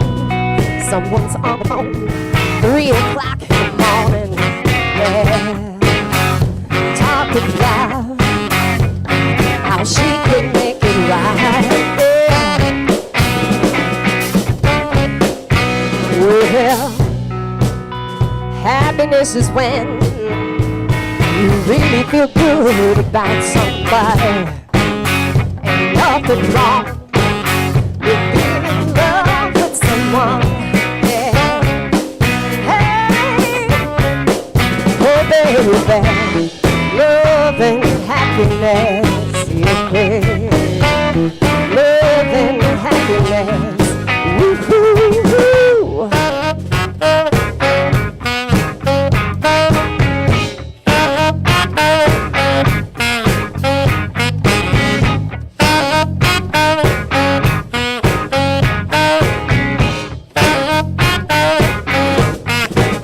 To say love and happiness, yeah. Love and happiness. You be good to me, I'll be good to you, and we'll be together. Yeah. We'll see each other and walk away with victory. Yeah. Hey.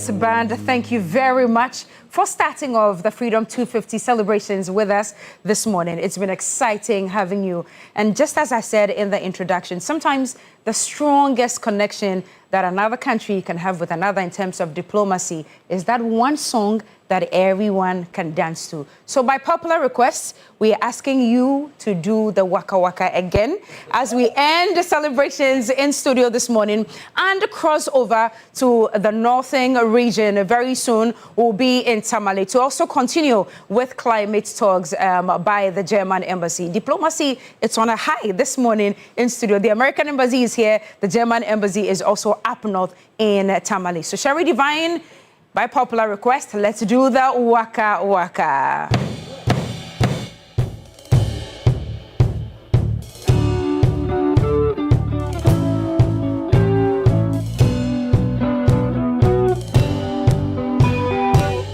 You're a good soldier, choosing your battles. Pick yourself up and dust yourself off, get back in the saddle. You're on the front line, everyone's watching. You know it's serious, we're getting closer, this isn't over.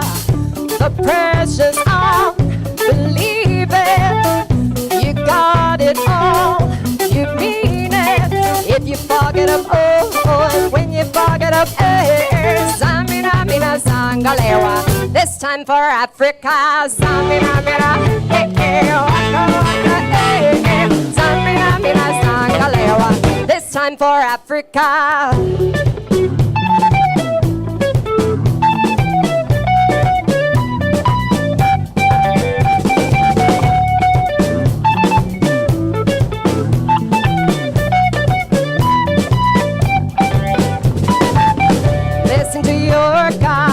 This is our motto. No time to shine. Don't wait in line. Y vamos por todo. People are raising their expectations. Go on and eat it. This is your moment. No hesitations. Today's your day. I feel it. You paved the way. Believe it. When you fog it up, oh, and if you fog it up, Samina, mina, zangalewa. This time for Africa, Zamina, mina, waka, waka, Zamina, mina, zangalewa, Anawa, Zamina, mina, waka, waka, Zamina, mina, zangalewa. This time for Africa, Abuela Majoni, Biggie, Biggie Mama from A to Z. Party Susan Majoni, Biggie, Biggie Mama from East to West. Party Waka, Waka, ma, Waka, Waka, ma, Tongize wa mazibuye, 'cause this is Africa.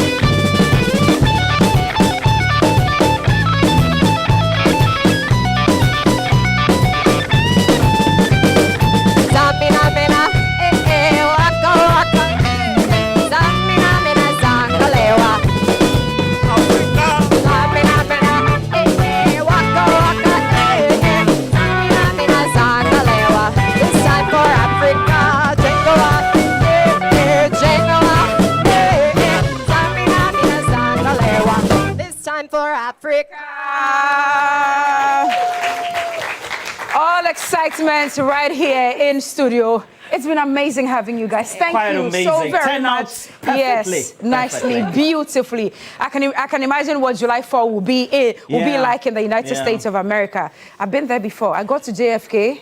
Lord Jesus, it took me 3 hours to get out of immigration. That's a big one. I know, but it was amazing. We wish you the best. We'd love to have you again and again and again and again anytime you are in Ghana.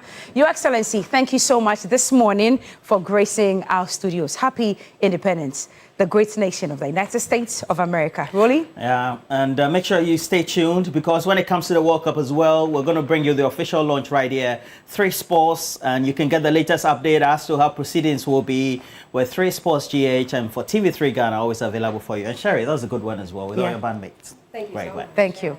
All right, enjoy the rest of our programming. Please remember, 10 a.m., we're switching all the way to Tamale to join the German embassy with climate talks. And this evening, we also launch our FIFA 2026 World Cup celebrations right here, TV3 Ghana. Thank you very much. Enjoy the rest of our programming.